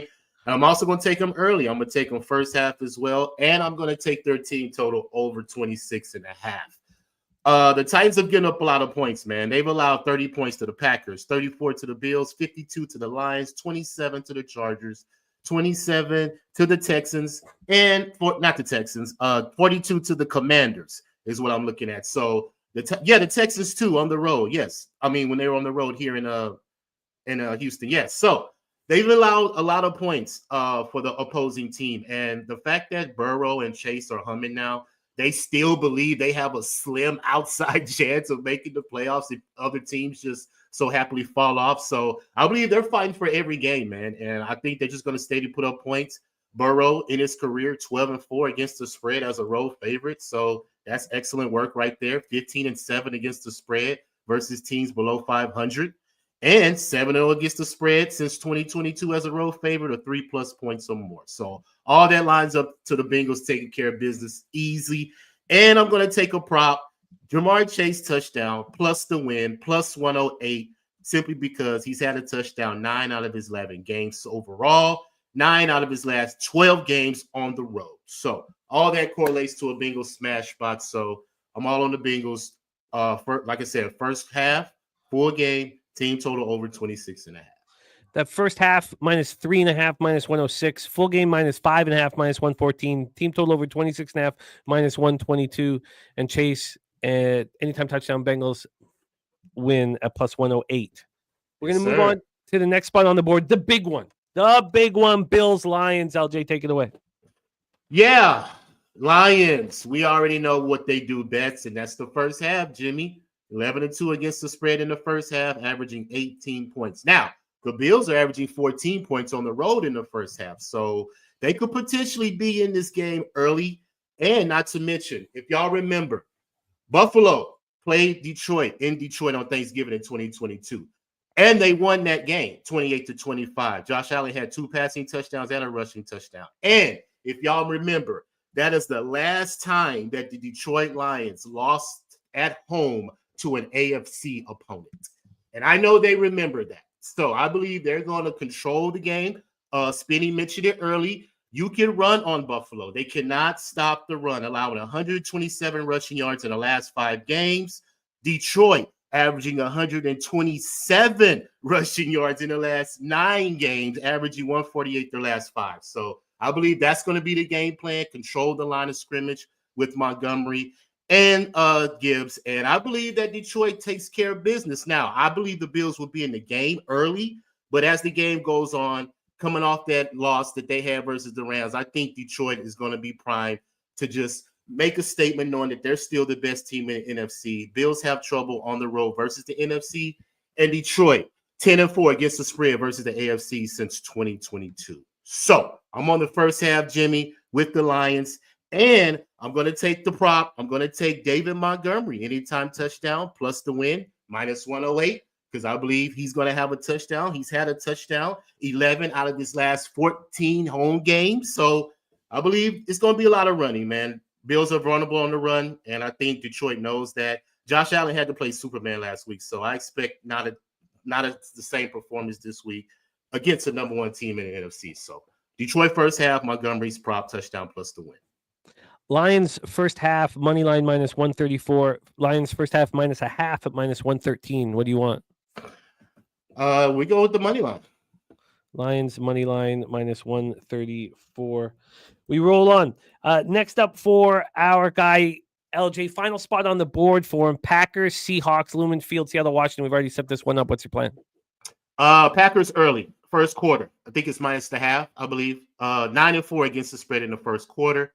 And that's what they do. They jump on you early. Seattle, last 5 games at home versus the NFC outside of their division. They've gotten down to the Commanders, the Bills, and Carolina by all means as well. So they struggle at home outside of their division. And they have gained under 300 yards 3 games in a row, 4 out of their last 5. Mind you, the Packers have averaged 382 total yards their last 5. Rushing yards, 144. And the fact that Seattle cannot run the ball, averaging 86 yards at home, I don't believe they're going to have enough possessions to keep up with the Packers today. I believe the Packers run the ball, control the line of scrimmage. LaFleur is 10-5 against the spread on the road in primetime games. So I think it's this setup for the Packers to definitely take care of business and win this game in Seattle. And my last prop, I'm going to take Geno over half an interception, -120. 4 games in a row at home, he's thrown an interception. 10 out of his last 14 games at home, he has thrown an interception. Mind you, the Packers defense is solid, 4-1 on the road with the interception so far in the season. 5-1 if you want to add that Brazil game, the very first game they played the Eagles. But they can get interceptions, so I believe they'll get Geno in trouble. He probably will make a mistake, try to thread the needle, and the Packers will pick him off. So those are my 2 plays in this game. That first quarter -0.5 +116 for the Packers. First quarter -0.5 +116. Geno Smith interception -120. Lions first half -134. Montgomery anytime touchdown. Lions win at -108. Bengals first half -3.5. Full game -5.5. Team total over 26.5. Chase anytime touchdown. Bengals win +108. Texans first half -1. Team total over 12.5. Fairbairn over 1.5 field goals mixed anytime touchdown +149. Ravens first quarter -3.5 and first half. Didn't get that one in, so let me get that one in for you, LJ, my man. LJ, tell us about the Raw Words podcast while I lock this first half in for you. Yes, sir. Y'all can go over to YouTube right now. Type in LJ from Houston, Raw Words podcast. Just did a show this morning, gave out my 5 best prop bets. So, hey, go over there, go like, go subscribe. Follow me on YouTube, Twitter as well at LJ Sports Media. And, of course, like always, man, follow me right here on Pub, giving out plays, join what we do. And, of course, each and every Sunday, guys, y'all enjoy today. And, of course, let's keep cashing. There he is, our guy, LJ from Htown. He swept the board yesterday on Starting 5, our new basketball show on Saturday mornings. Excellent job, LJ. -9.5, -115 for you on the first half. Thank you for all your time and energy, and I will see you again, my man. There he is, LJ from Htown. In the house. We move on. We have a NFL Pub Hub debut. One of the stars of our most popular show, our #1 show on the channel, the Locker Room Podcast. Phenomenal mixed martial arts capper and excellent football capper. So we need him on the show. Please welcome our friend, Just My 2 Cents in the house. What's happening, man? How are you? Oh, it's Jimmy, dude. Thank you so much for having me. I'm great. I'm a lot better now, man. Very excited to make this debut. Thank you so much for extending the invitation. I've been listening along, man. Shout out to all you guys. Shout out to the whole fucking pub. Yeah, man, very happy to be here. Excited to have you here. Let's get right to work because you start with a game that hasn't been discussed yet. Jets, Jaguars. Jets 3-10, 1-6 on the road. Jaguars 3-10, 2-4 at home. Everbank Stadium in Jacksonville, Florida. 71 Fahrenheit, partly cloudy, 11 miles per hour. DJ Reed and Xavier Newman. DJ Reed, cornerback, will not be in the lineup. Either will Xavier Newman. Brandon Eccles still out with the shoulder injury as well. So there's a cornerback that's out. Now, Breece Hall knee and Elijah Vera Tucker and Morgan Moses are listed as questionable right now. Both Vera Tucker and Moses went through a limited practice on Friday, so we expect them to be there. And Hall was a full participant Friday. Now, he didn't practice Thursday and Wednesday, so we expect him to be there. The news from Jacksonville, only just that Evan Engram is undergoing season-ending surgery, so Evan Engram will not be available for the rest of this season. A very important pass catching tight end there for the Jaguars. Let's get into the line history here and set this one up. We have the Jets right now -3 at -114. They opened up -3, -110. This was 3.5 for a while. Now it's back to a 3. We've had 4 cents of movement towards the Jets. This total is sitting at 41. It's -113 to the over. This one's climbing. I am on the under 40.5, and I probably should have waited. When we get to the cash flow here for this Jaguars Jets spot, we have 70% of the tickets, 75% of the cash on the Jets, 34% of tickets, 55% cash on the under, but it is climbing. Take it away for us, 2 cents. Jets, Jaguars. Jimmy, where would we be if we were not able to discuss just this banger of a matchup, dude? I mean, this is the elite of the elite of the NFL. This is top tier football, boys, and I'm very happy to be here. I actually got a little jet fuel in the binger. So that is keeping my mind right. It's 2 shitty teams from 2 shitty franchises. They've both been eliminated, really have nothing to play for except for maybe draft picks. So we're at this like weird time of the year where there's different levels of motivation for these teams, right? Some teams have nothing to play for except for draft spots or playing spoiler. Some teams are fighting for seeding, fighting for getting a playoff spot in general. But these teams really, like, it's like who wants the draft picks more, who's more likely to tank. But honestly, man, I just feel like for some reason the Jags are going to show a little bit of pride and like fight in them. I feel like Mac Jones and the Brian Thomas Jr. combo could be a threat today. And Jimmy, I'm actually taking the Jags here +3.5 for -120. Now, again, it's like, these are not good teams. I really don't know how they're going to come out and play, like what kind of like fire they're going to have in their bellies, do. But for some reason, man, I feel like the Jags are going to get a win at home here and could be close. So like if the Jets end up winning by a field goal, I'm covered there. But yeah, give me the Jags +3.5 -120. You know, I think it's a sharp look. I completely understand your plan. +3.5 -120 available at a bunch of different books. And Dave Rogers says, disgusting game, disgusting play. I love it. That's what he says right there. Jags +3. Dude, got to start it off the right way, man. Just greasy off the rip. I like it. I like it. We roll into Cowboys Panthers right after. Bank of America Stadium in Charlotte, North Carolina. Panthers have been very, very good to me. Take it away. What is your plan here, 2 cents? We're in Bank of America Stadium in Charlotte, North Carolina. Boys, before I get into this breakdown, I love you. I love you to death. But please, for the love of God, smash the motherfucking like button for Jimmy and the boys, dude. Don't do it for me. Do it for them. Please. It's the literally the easiest thing you can do to support the channel. But Cowboys at Panthers. You see what I'm rocking here. You see who you're talking to. You're talking to a fucking Cowboys donk. I'm a fucking super biased Cowboys fan, but I'm not quite as delusional as some of the other ones. Both of these teams fucking suck. Both of them have horrific defenses, Jimmy, like ranking at the very bottom in various categories. But dude, Dallas ain't bad on the road. We're 4-2 on the road. Carolina is fucking dead last against the run. So I think there's potential for Rico Dowdle to have a big day today. They're dead last in stopping third down conversions too. So yeah, like Cooper Rush is not some fucking like crazy good quarterback, but he's a decent game manager. So I see Dallas being able to convert on third downs, getting the running game going.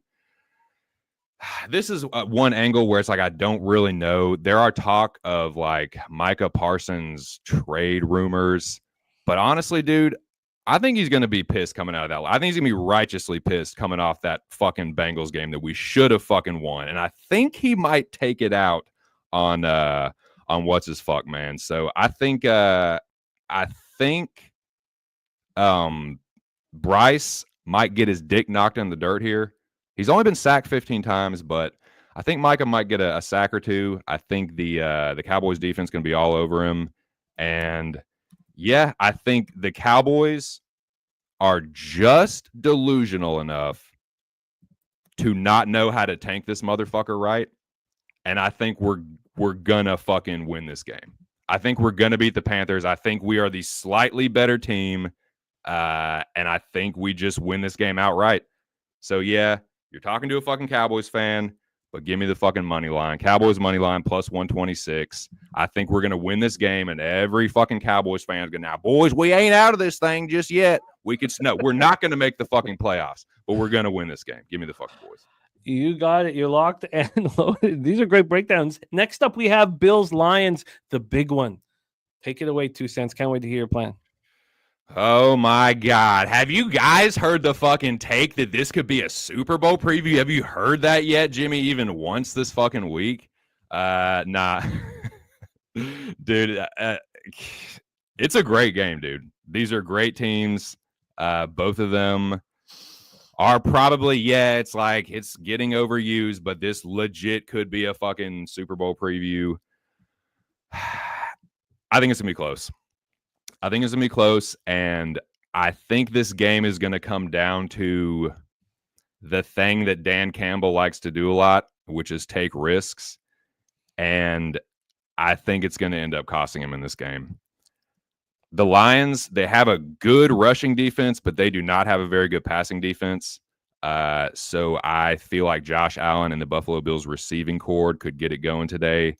And I just feel like it's one of those games, dude, where Campbell's going to go for it one too many times on 4th down. And I hate to break it to you. I know they have a kick-ass offense, but boys, Jared Goff is top 10 in the league in interceptions. And I think he is going to throw a costly interception at just the wrong time. So I know some of my buddies are not going to like this. I know Big Show and Aaron the dog are not going to be pleased with this, but dude, give me the fucking Bills to cover the spread, Jimmy. Buffalo Bills plus 2.5, minus 110. God help my fucking soul.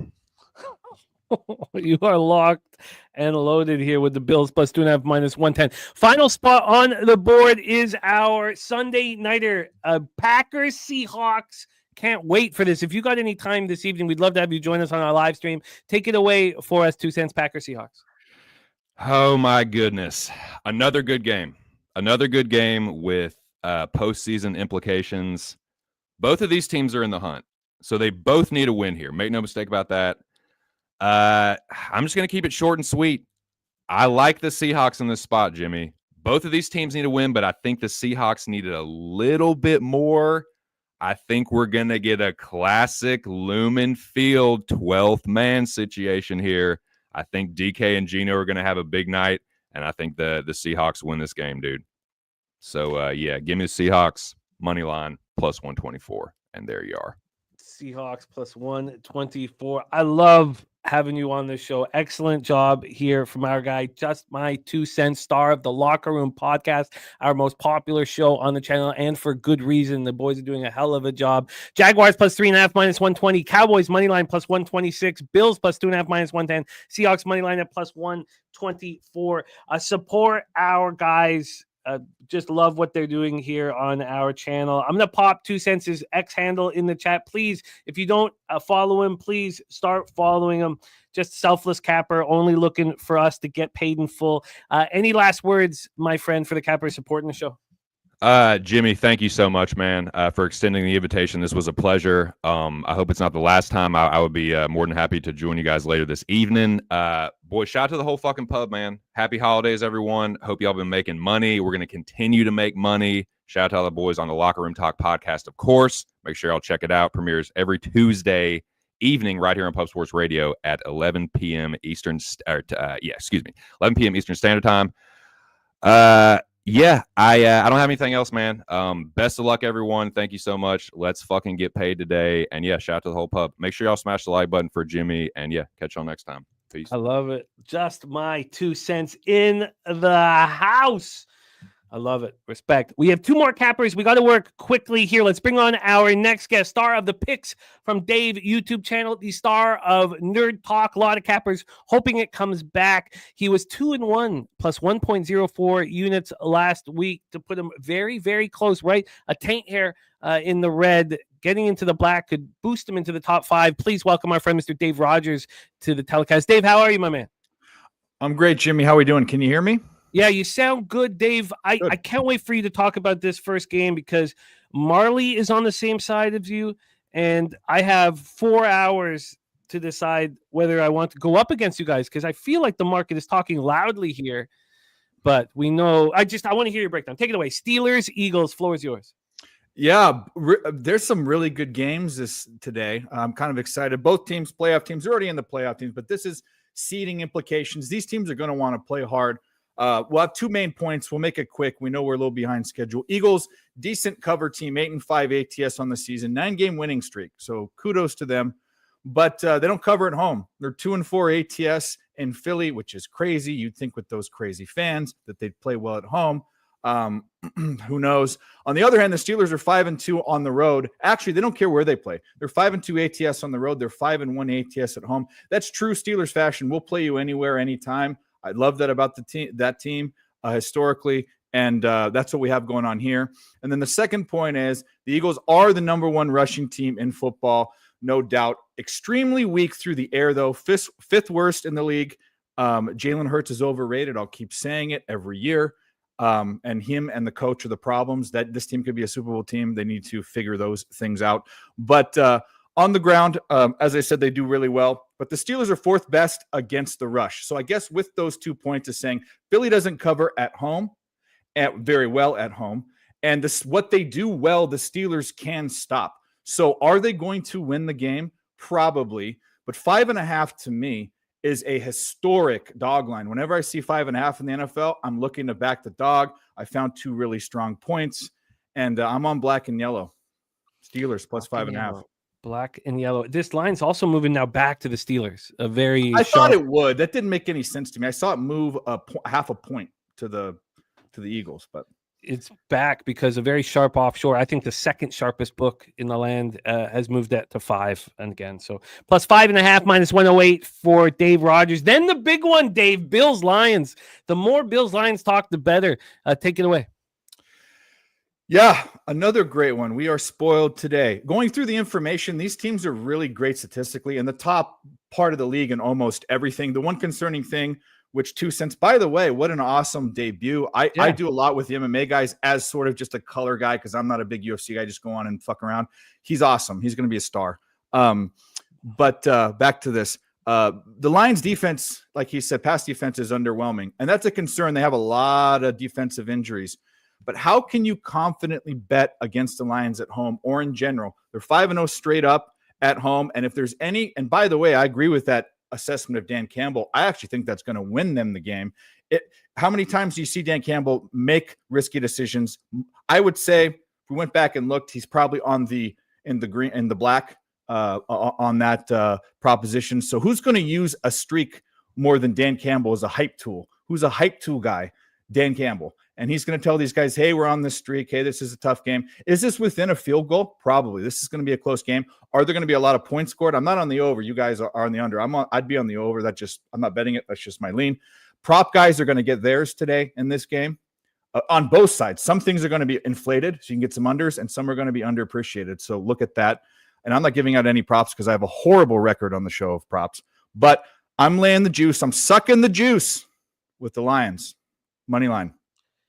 Detroit Lions money line available right now, minus 137. You are locked and loaded here. Let's talk about your final spot on the board. And the weather has changed drastically. It's a beautiful afternoon. Well, cloudy, but 45 Fahrenheit, 2 miles per hour. Not going to be raining.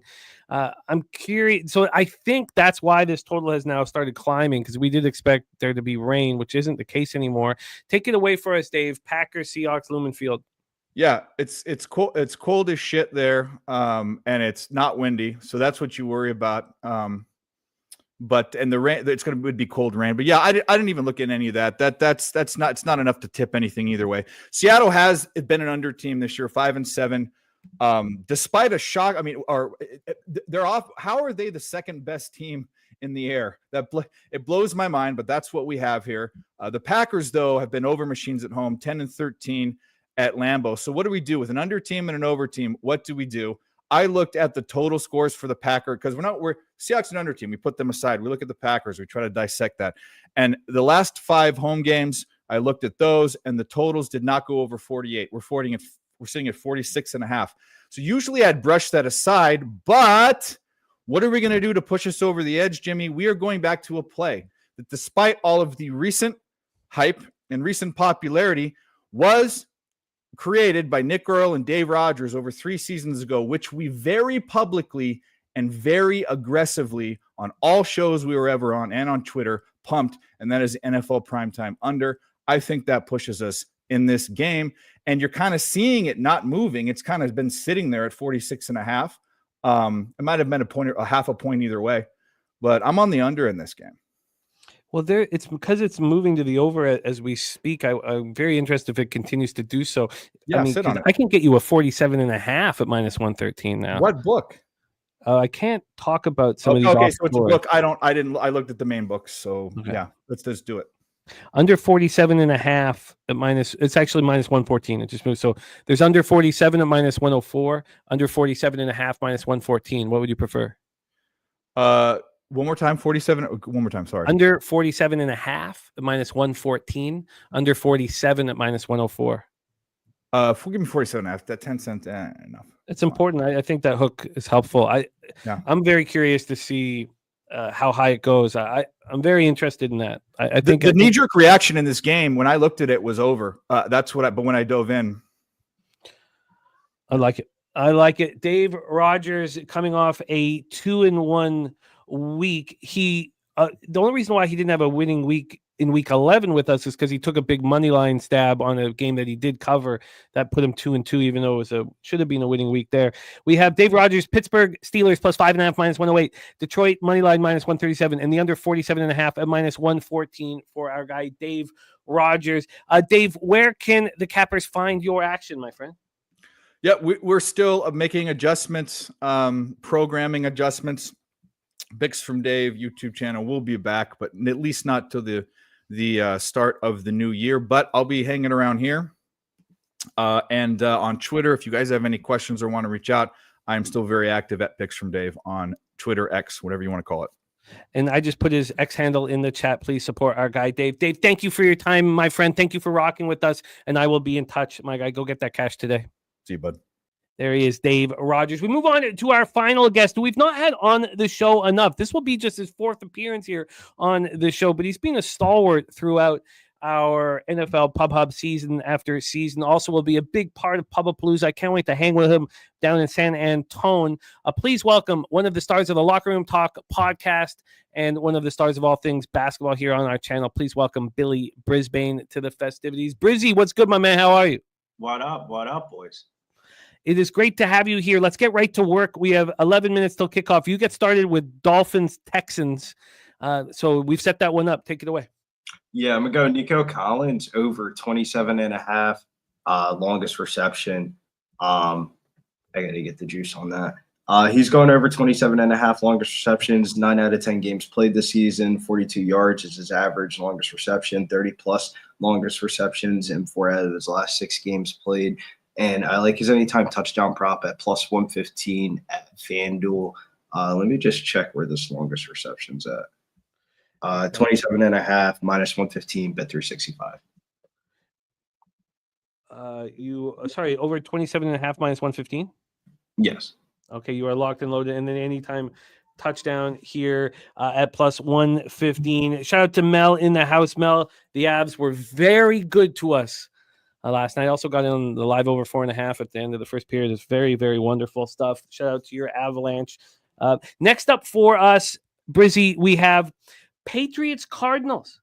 Patriots Cardinals. Now, I would set this up properly here, but we don't have time. So I'll just give us the line history here because no one's talked about this spot yet. This total is at 46. It's minus 110 to the under. It just dropped a half point. It was at 46.5. This has come all the way up from 44, though. So a big move to the over, even though it feels like the market believes that it hit a high water mark.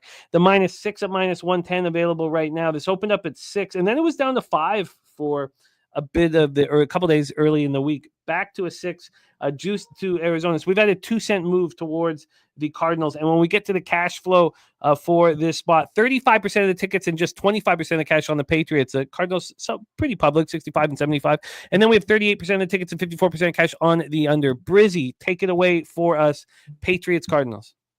Yeah, I really just like this matchup for James Conner. His anytime touchdown, 60-plus rushing receiving, and the Cardinals money line plus 132, same game parlay here.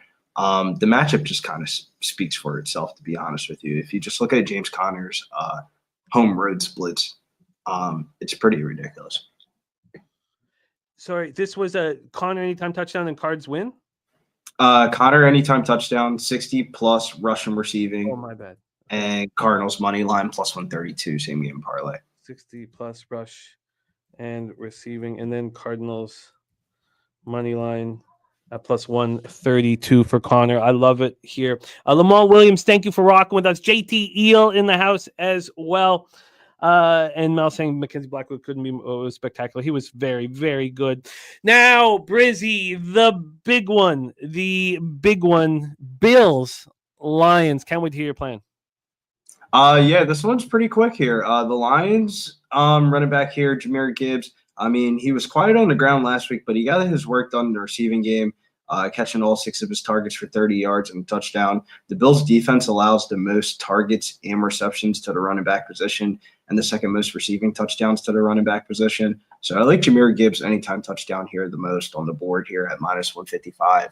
And then hopefully this can put me back into the standings for the year. We got a 5-leg anytime touchdown parlay here. Brian Robinson Jr., Derrick Henry, Nico Collins, James Conner, and Jahmyr Gibbs, and that's 1160. Jahmyr Gibbs and Conner. And what was that at? 1160. Plus 1160. Brian Robinson Jr., Derrick Henry, Nico Collins, Jahmyr Gibbs, and James Conner. Anytime touchdown parlay at plus 1160. Gibbs anytime touchdown at minus 155. Conner anytime touchdown, 60-plus rushing receiving, and Cardinals to win at plus 132. Nico Collins over 27.5 longest reception.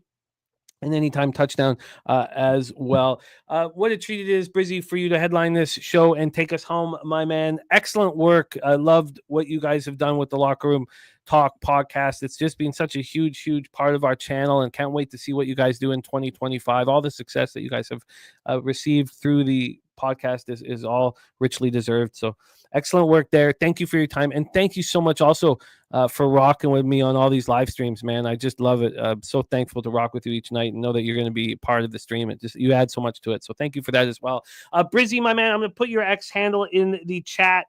Please support our guy, Billy Brisbane. Brizzy, any last words for the Cappers supporting the show? Make sure you join us on this Sunday night football stream. It is time to get some cash. It's a mid-Sunday slate. But, boy, let me tell you, these island football games Sunday and Monday night doubleheader. I mean, this is the best time of year. Put the gifts under the tree this weekend.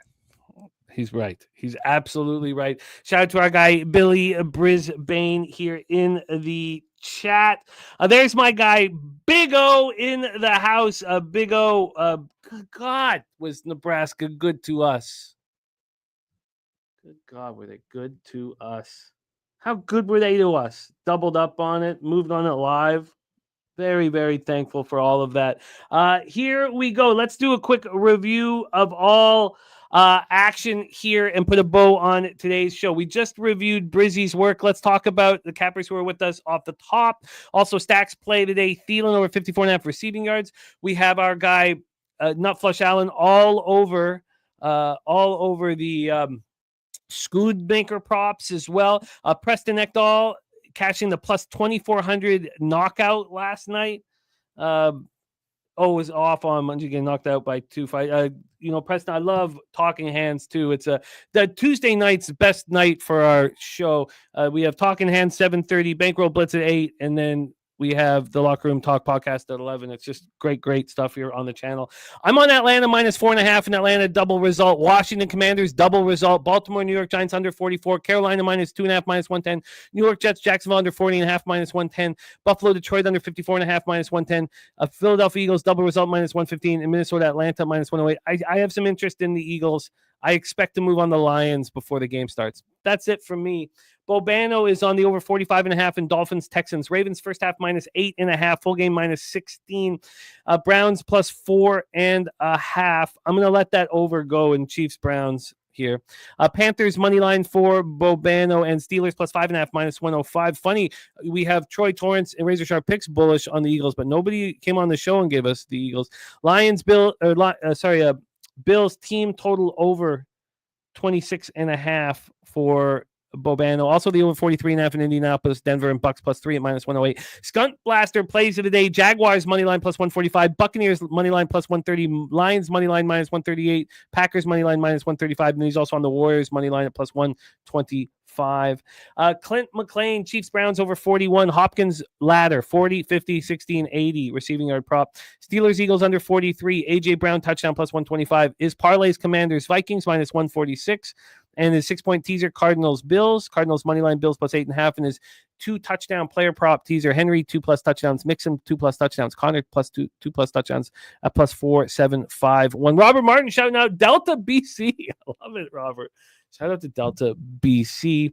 Was that Sun God Arena that I used to play? I believe that's what it was called in Delta. I forget what it was called. But shout out to Delta BC.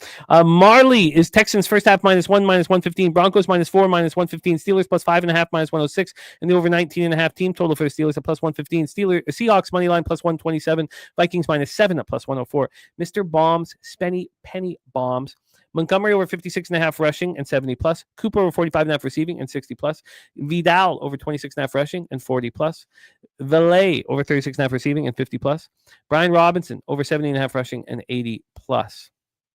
Brian Robinson Jr. there. I thought it was the Bijan who was talking about, but it's Brian Robinson. And then he added the Keaton Mitchell anytime touchdown plus 650. LJ from Htown. Ravens first quarter minus 3.5. First half minus 9.5. Texans first half minus 1. Team total 12.5. Fairbairn over 1.5 field goals and mixed anytime touchdown plus 149.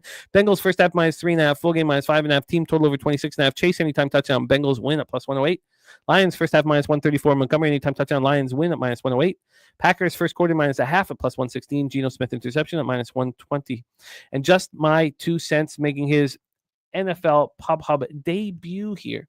Jaguars, and he was excellent, man. Jaguars plus 3.5 minus 120. Cowboys plus 126.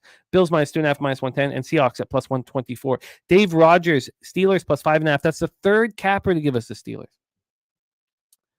Maybe I'll have some time to think that one out. Detroit money line minus 137. Green Bay, Seattle under 47.5 minus 114. I love peeking up at the clock and seeing 1 minute to kick off. I mean, that feeling that we have when all our action's about to pop off is just incredibly wonderful. And then Brizzy, Nico Collins over 27.5 longest reception and anytime touchdown. Connor, anytime touchdown, 60 plus rushing receiving and cards to win.